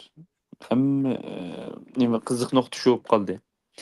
Hamda Ukrainani bek tashlayotdik, hamda biz bo'lsak ham tashlayotmayli. Zelenskiy bek jabhat tortib ketdi. Uyg'ur xalqini Uyg'ur xalqini nimisini aşağıya birazroq markazlashtiraylik deb. Ma yine uyan çıktı emasmi Suriyada? Konusu ko'rgisi kelmaydi adamlar. Nim bo'ladi do? Deb boshlay. Ukrainada ham yaqinqi mezgillarda Rossiya davomli ilgilab o'tirliq. Rossiya bir shaharni oldiga deymarliqda. Rossiya davomli ilgilab besimni kuchaytiryapti. Asosiy Rossiyaningki maqsadi Trump taxtga chiqib kelishim suhbatni boshlashdan burun men jiqroq yani ilulay. Qanchalik iluvasam shunchalik mening deydigan bir hissiyatda hamda Putin. Bu şekilde devam qilyapti. Ukraina mı Rossiyaning ichki qismlariga qartilgan hujumni davomlashtiryapti. Hatta oldingi kuni Qozonga hujum qilgandan gaplari chiqdi. Yani canlı tikib elishyapti hamda mu? Qura yoki harbiy deb ultima ityapti bir hisobda Rossiyaga qartab qo'ldan kelishicha. Yeni hükümetninki, Amerika'nınki yeni hükümetinden bazı Ukrayna için hoş haberler mi var? Tamamen şu haberler kilovatatti Rusya bilan suhbatlashishga mecburlayımız, yardım qilmaymiz degandek. Ama Trump'ın yeni hükümetinin bazı adamlarınki Avrupalik dostlarga biz Ukraynani qo'llashni davomlashtiramiz degan signalni berganligi haqida xabarlar chiqdi. Bu Ukrayna uchun hoş haber. O'xshash bir vaqtda Trump dedim Putin mi ben Trump bilan suhbatlashishga tayyor degan uchurni berdi. Bu mu Trump'ninki Ukrayna urushini oxirlashtirma degan tashabbusiga yoki qiziqishiga mos bir uchur. Zelenskiy mi navbatdagi qo'ldan ketgan zaminni endi Xudoyim buyursa keyinchi qaytarilish sharti bilan urush to'xtatishga rozi ekanligini bildirgan besh gap to'g'an. Yani o mu tembeldi bir hesapta. Endi qanday qilamiz ketgan bo'pti deb. Chunki Amerika taqbek keyinda turgan bo'lsa hamini qaytarib olmaydi deydi, ammo Amerika hozir bo'ldi endi salomlashib urushib o'ramsa degan kelgandan keyin shuning bilan yangi vaziyatga moslashish uchun umuman men endi qo'limdagi zaminni saqlab qolish sharti bilan ketganni bir keyinchi bolalarimiz qaytarib olsin degan yerga keldi. İnsan şundaq bu. özü amalga aşıranmagan näsini awlatlaryna kaldyryp goýdy hamda. Japa Bu saldylar. şekilde keldi. Amerika vaz geçken ahvalda Avrupa'nınki kolay alışıdan pek ümit yok. Bazı tahlilçiler şunu mu dep baktı Amerika qoğdurmagan ahvalda Avrupa qoğdamy o bu degendek.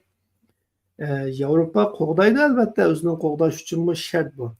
Lekin Amerika taşlap etken ahvalda Ukraynany Avrupa'dan çok ümit yok. Çünkü Avrupa'nın endişesi var. Kolluğusu var. Ama Avrupa hayırlı hazır. Avrupa'da hazır Fransa bilen Germaniýany çykyp kagallarymyzy mudafiada özünüzü qoğdayamayotgan döwletler o. Mesela NATO degeniň şu Amerika ameliýaty şu. Şuňa. Bolmasa o Şarkı Avrupa'daki 15-20 döwletni qityp gelsen bir beş bağı yarımaydı mesela o Germaniya, Fransa, Angliya, NATO'daki bu çoğun üç döwletni çykyp versen Avrupa degeni memleçe. Türkiye mi NATO'da Türkiye çoğun ama Türkiye belki Avrupa'da oldu da ketilmeydi. Şuňa hem bu döwletleriniň tulusy yani Russiýaga yarımaydı, beş bağı yarımaydı. Şuňa bular hem de asasy Ukraynany qollaýdygyny yani şu Fransa, Angliya, Germaniya. Fransa biraz şaş, Angliya mı şaş, çünkü uçuk kirimiz, esker evetimiz diyen geplerini bu davatıdır. Ama Germaniya boş. Germaniya vədi qılğan tanklarını evetmeyi Putin bilen paranlaş meselesini çalqısak diye yerge geldi. Ukrayna'nın ki Prezidenti Zelenski eyipledi Germaniyanı. Cumşaklaşıkıyla senden de bana kural evetmeyi Putin bilen görüşseydi. NATO'nun ki sekreteri araya girip bu tıllaşmalar bulmayı kalsa Ukrayna sana diyen buludu dedi Zelenski'ye. Sen bunda işe işte de bek sekrep gitmeye sen açıklap tillap koysan şunu bilen ziyanın ahırda üzerine tartışaya dedi. Yani demek ki o gap demek o gap Avrupa'nın ki onda bir güçlük turuşu yok yani. Güçlük kendine biz bakam dedik ki hali yok. Mesela Vengirya'nın ki baş ministri Urban biz Rusya'dan kilişip işler kısak oldu deydiğen signalına belgili bir ayıl oldu. Ondan başka Polşa o devletlerin en sıravatı da Rusya'dan çıkardığını ziyaret edip koysak Kiev'e etivatkan bombadan 3-4'üne bunda kötüreklam biz getirip etmesin depço. Demiştim şu anda mesela Rusya Kiev'e Ukrayna'ya atkan bombanı eğer bunda bir razmırını 2 santim tüpük götürüp koysa nemege düşürdü de o beri. Doğru. Polşaga, onunla bununla düşürdü, Vengirya'ya düşürdü. Şuna hem de Ukrayna üçün hem de yarışış hem de Trump ne dese şunu ağzı karaş hem de bir yakış tallaş hem de baş tallaş yok. Şuna olmuş şu tarafki kilovatı da hem de Ukrayna bolsa kuldan kilişti çağırak zeminini saklap kalsa alsa Rusya kançı köprek zeminini elevasa andaki söhbet kelgen çağda elbette söhbet degenin hemmisi özünün meydanda çık duruşuyla bulmaydı hem de. Çünkü yol kuşuyla buldu məlum derecede. Sen mayanı kaytıp sen mayanı al, maya manın olsun, maya manın olsun degenler çok. Doğru. Şu çakıcamda iki taraf şaşkıtı da hazır ama Ukrayna'nınki hali boş hazır. Adam gücü yetişmeye atıdı. Askerlerinki yaş seklemesine 18 yaşından 16'ga düşürdü. O belki tüvenge düşürdü. Bütün türmedeki mahpuslarını koyup verip askerlik gelip çok. Türmede cinayet çıkmadı hazır. Hatta kızların askerlik gelişten çakırıklarımı çıkıp atıdı. Yine askerlik geliş için 100.000 asker lazım hazır altın kısepke. Haberler değil vatkanı. Ama 100.000 asker ahudaki hali yok. Bundak bir vaziyette. Şuna hem de Ukrayna kısımları kadem çıkılmadı da hem de. Yani demedek emez hem de tabii ki. Esad'ın askerlerdek burada kaçkını yok. Rusya mı onda koğlap ilerlegeni yok. Şu Ukrayna'nın şarkıdaki vuruş asaslıkı iptidai şu annenevi urushga o'xshaydi hamdachu. Bir taraf bir qadam chekkinsa yana bir taraf bir qadam ilgarilaydi. 1 kilometr, 2 kilometr, 500 metr işte araliq qo'yib, nima o'raklarni ko'labchu, saplarni oldingi saplarni qurib shu yerda işte birdan biriga almashib mush shaklda shunday davom qilyotdi hamda. Asosliq har ikki taraf shu Trump birinchi ayninki 20'dimi? Shu birinchi aydan nechida hokimiyatga chiqqandan keyin suhbatga o'tirg'izishni kutyotdi. Bu chaqgacha hamda qo'ldan kelishicha tirishyotdi. Sen bunchalik doklad berayapti Ukraina to'g'risida. Bana vermem bunu. Ben bilemem, ben bu haber okuyayım. Ben xalqaro munosabat o'qigandim. Sana sen so'g'an degan shu sana bermanda hamda. Bo'pti mayli. Deb turaylik endi. Bugungi deyamdi. Bu haftadagi savol so'roqlar mushunchalik qarindoshlar. Endi bizni hozircha 30 necha odam anglab, 34 odam anglab o'tibdi. Yani yuqori saviyada teng bo'ldi. Bizni anglayotganlar bizni qo'shib olinglar. Mana bir 1000 ga chiqarib etaylik. Az qapti. Rost shu odatda 2000 3000 dan oshadi ko'rish nisbati, ammo a'zo sonimiz 1000 dan oshmadi desa. Shu hamda bir shu asli qo'shqusi bor, shu oxirdagi birisini tilida, bizning tilida deb o'ylab qolganlar shu chiqirib bordi. Chiqarsam bir qo'shidi, keyin programning oxirida men anglab boqqicharlikda chiqirib etgan. Yurakni berdi, ana keyin chiqirib etdi. Hamda bizmo ijobiy o'ttir nima şekilde bir qarash tirishyapmiz. Bizning degandek ko'ngliga yoqqan yerning gapini qilganda shu yerdan to'xtab qilib davomini ko'rmasa o'g'da ekansan. Asha to'xtab qilinglar. Chunki biz hammaga yaqin davomini ko'rmay shu chog'da oldin bizga bo'lgan muhabbatda ashulmaydi. Burun hamda 0 qo'yib etadiganlar chiqadi, hozir unda 0 qo'yadiganlar yo'q, hamda 0 deb yozib qo'ydiganlar bo'pti. Hozir sal yaxshi hamda. Bizni hozirgacha zerikmay, terikmay anglab berganlarga ko'pdan ko'p rahmat. Buni bizmi teg'ima yaxshi qilish tirishimiz Xudoyim buyursa. Şimdi kelar hafta görüşüş. Aman bulunlar, o'zinglarni asranglar. Alloh hammamizni oson qilsin. Deyli. Allohga omonat. Maqamsa, Allohga omonat.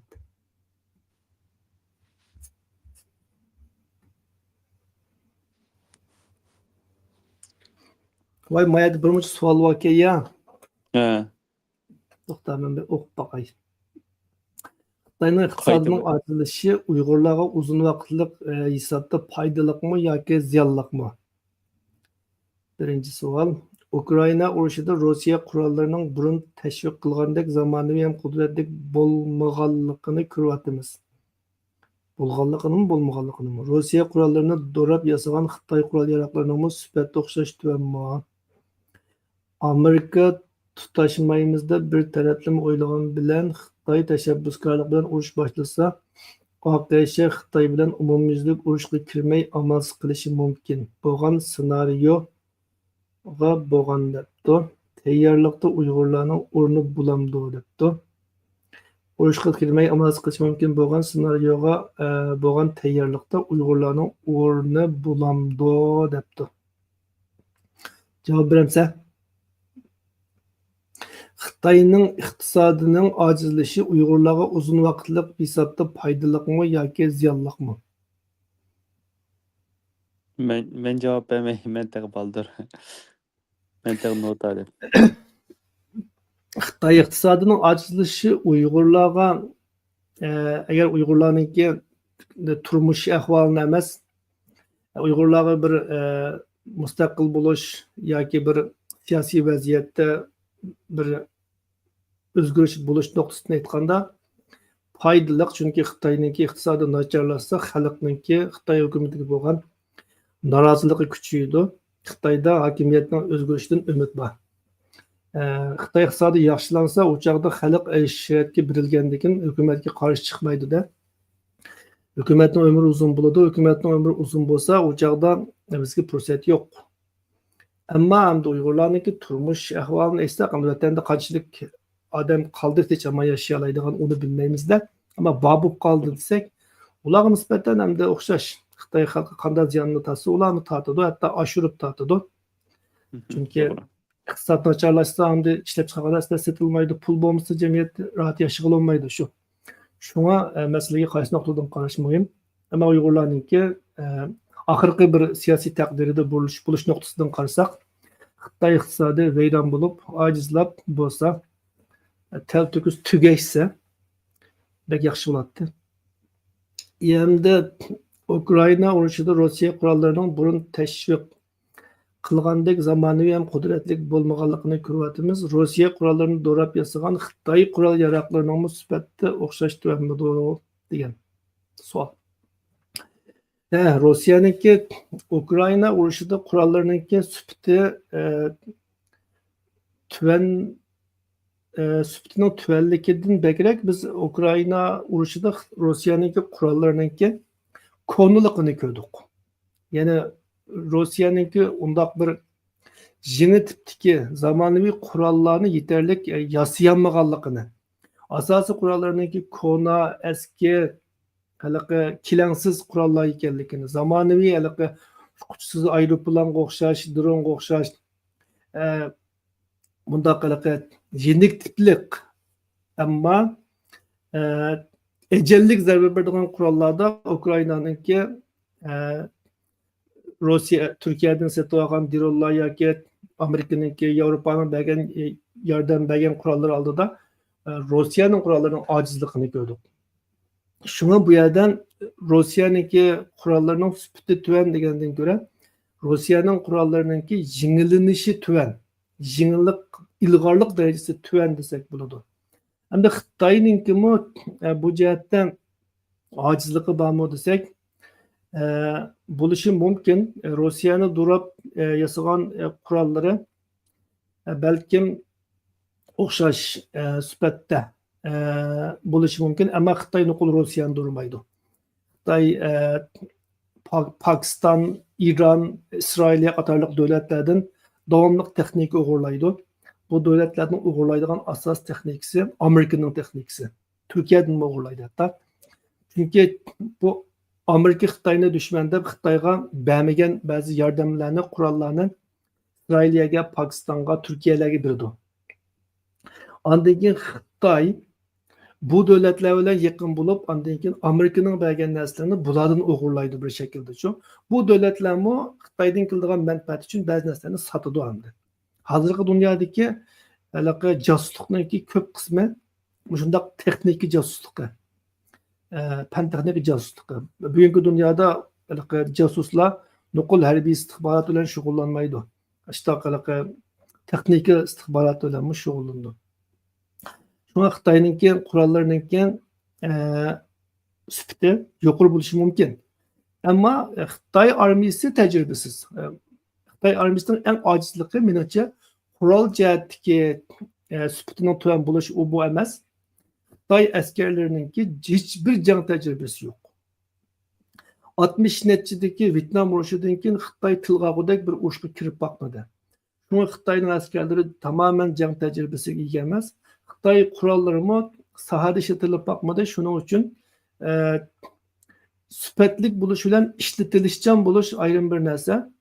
Shunga ishlatilishchanligi sinoqdan o'tishga muhtoj. Shu Xitoy armiyasininki menimcha eng ko'p ojizligi qurollarning sifatli bo'lishidan bakrak askarlarning tajribasiz bo'lishi va qurollarining amaliy sinovdan o'tmaganligi. Endi Amerika urushmaymiz desimi, urush boshlanib ketsa, bundaq ahvolda Uyg'urlarning o'rni bo'lamdi degan savol. Bo'lishi mumkin.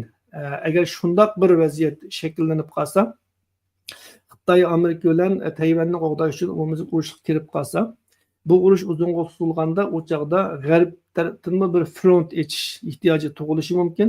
Bu chaqda Uyg'urlarningki fursati kelishi tamoman mumkin. Buni Huntington 2000 yillarda yozgan Madaniyatlar to'qinishi degan kitobidami tilga olgan Xitoyni ikki tarafdan besib kirib oxirida taslim qildirish, bo'ysundirish ssenariyasini o'ttirib qo'ygan. Buning biri Tayvan tarafdan Xitoyning janubidan kirish, yana biri g'arb tarafdan bizning Sharq Turkistondan kirish. Oxirida Tiananmenga NATOning bayrog'ini qadash tasavvurini o'ttirib qo'ygan. Yani 2000 yıllarda. Xalası Ama 500 ming Uyg'urni qurollantirolmaydi deb bir nimasi bor deymi? Shu vaqtdagi. iniq sanısında qolmabdi, lekin shundoq bir farazni o'ttirib qo'ygan. Shunga Xitoymi shu Afg'onistonga Amerika besib kirgan vaqtda bek anstirgan Sharq Turkistonga bu chachilishi mumkin deb. Bizningki Uyg'urlarning Afg'onistonda mavjud bo'lishi Xitoy uchun shundoq tahdidli vaqtda, ammo Xitoy uni tahdid bo'lishdan chiqadi bora-bora. Taliban bilan yaqinlashish orqali o bizningki mujohidlarningki nishonini tamoman xalqaro jihodga burib o'tib, bayroqni Urumchiga, Qashqarga emas, Tiananmenga yoki hatto Washingtonga qadaydigan holga keltirib o'tish orqali qanday keyin u yerdagi asosiy kuchni Suriyaga yo'tkazib, mayli uni Xitoy bevosita qilmadi, sen boya degandek albatta u sirtda turib bevosita kontrol qilib bo'lolmaydi. Ammo Xitoyning strategik manfaatiga uygun bir şekilde terakki kıldı bu işler. Yani muşta tehdit buluştan çıkardı ama şundak bir tehdit battı. Xitay'nınki şu 2003'lerde ilan kılgan Sütek'ten çıkış 2003 diyen kitabını okup baksanlar buldu eğer bununla kızıklıqlar. Şunun da Xitay'nınki şu Afganistan'daki Uygurlardan Afganistan'daki Amerika'nın mevcutluğundan nait ensürgen bir ahval battı. Ama muvaffakiyetli aletde bizim o yerdeki kişilerini Amerika'ya karşı uruş kıldırgan kişilerin sebebiyle kirgizip de. Yani Xitay kirgizmesi ama ideolojik takazda şunu talep kıldı şu vakitte. Yani Allah yolunda kuraş kılımızda şu an sepekirdi. Kıskısı İslami cihat, bulutma halkaradaki İslami cihat bizim menfaatimizge tamamen zıt terakki kıldı. Amerika'ya karşı oğallık için onunki yadrosu o Xitayning menfaatiga uygun terakki kıldı da. Hiç kaçan bu halkaradaki mücahitlarniki kuralının uççu Beijing'e kartılıp bakmadı. Devamlı Washington'a, Tel Aviv'e, Palestin, İsrail'e şu hikayenin üstüne çıkıp olan. Otur şerekinin sırtına çıkamadı kısacası. Bundak ahvalda Xitay bunu tehdit buluştan çıkargan buldu muvaffakiyetli aletde. Şuna hem de eğer kelgüsüde şundak bir ahval bulup kalsa Uygurlarınki kural elip Xitay'a karşı uruş kılışı Amerika'nınki menfaatiga uygun buludu. O çağda Amerika qo'llashi mumkin. Xitoy Uyg'urlarga qirg'inchilikni urush bilan teng vaqtda boshlashi mumkinmi? Albatta. Agar urush boshlanib qolsa, o chaqda Uyg'urlar qarta qirg'inchilikni boshlanishi mumkin. Chunki har qanday dushman eng jon talashgan vaqtda eng rezillikini qiladi hamda. Lekin uni shu vaqtga vaziyat belgilaydi hamda. Shu rezillik qilgudek kuchi qalamdi, majoli qalamdi. Yoki xalqni tahammül etmeyle deb yaxshilik qilishga boshlamdi. Uni bilmaymiz, ammo mumkin. En qattiq qirg'inchilikni qilishi mumkin. Lekin menimcha Uyg'urlar qilgan en qattiq qirg'inchilikning vaqti tugadi endi 2017dan 2021gacha. Bundan keyin daraja jihatdan yoki ko'rinish jihatdan eng vahshiy qirg'inchiliklar zulmlar bo'lishi mumkin yo'q. Ammo ko'lam jihatdan buningdek bir qirg'inchilik qilish fursati yo'q Xitoyga. Zaten Uygurlarni milyonlab turmalarga sulab yo'qotib kadın çıkarıp oldu ki hazır bizim milletin asası gövdesine. Hem de vahşilik eşi mümkün elbette.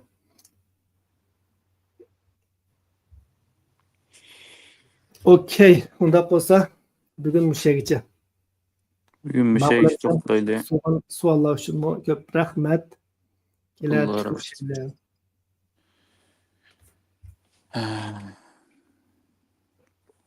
Oldu. Boldu, hemsi Allahga emanet. Özüňle nasırаңla.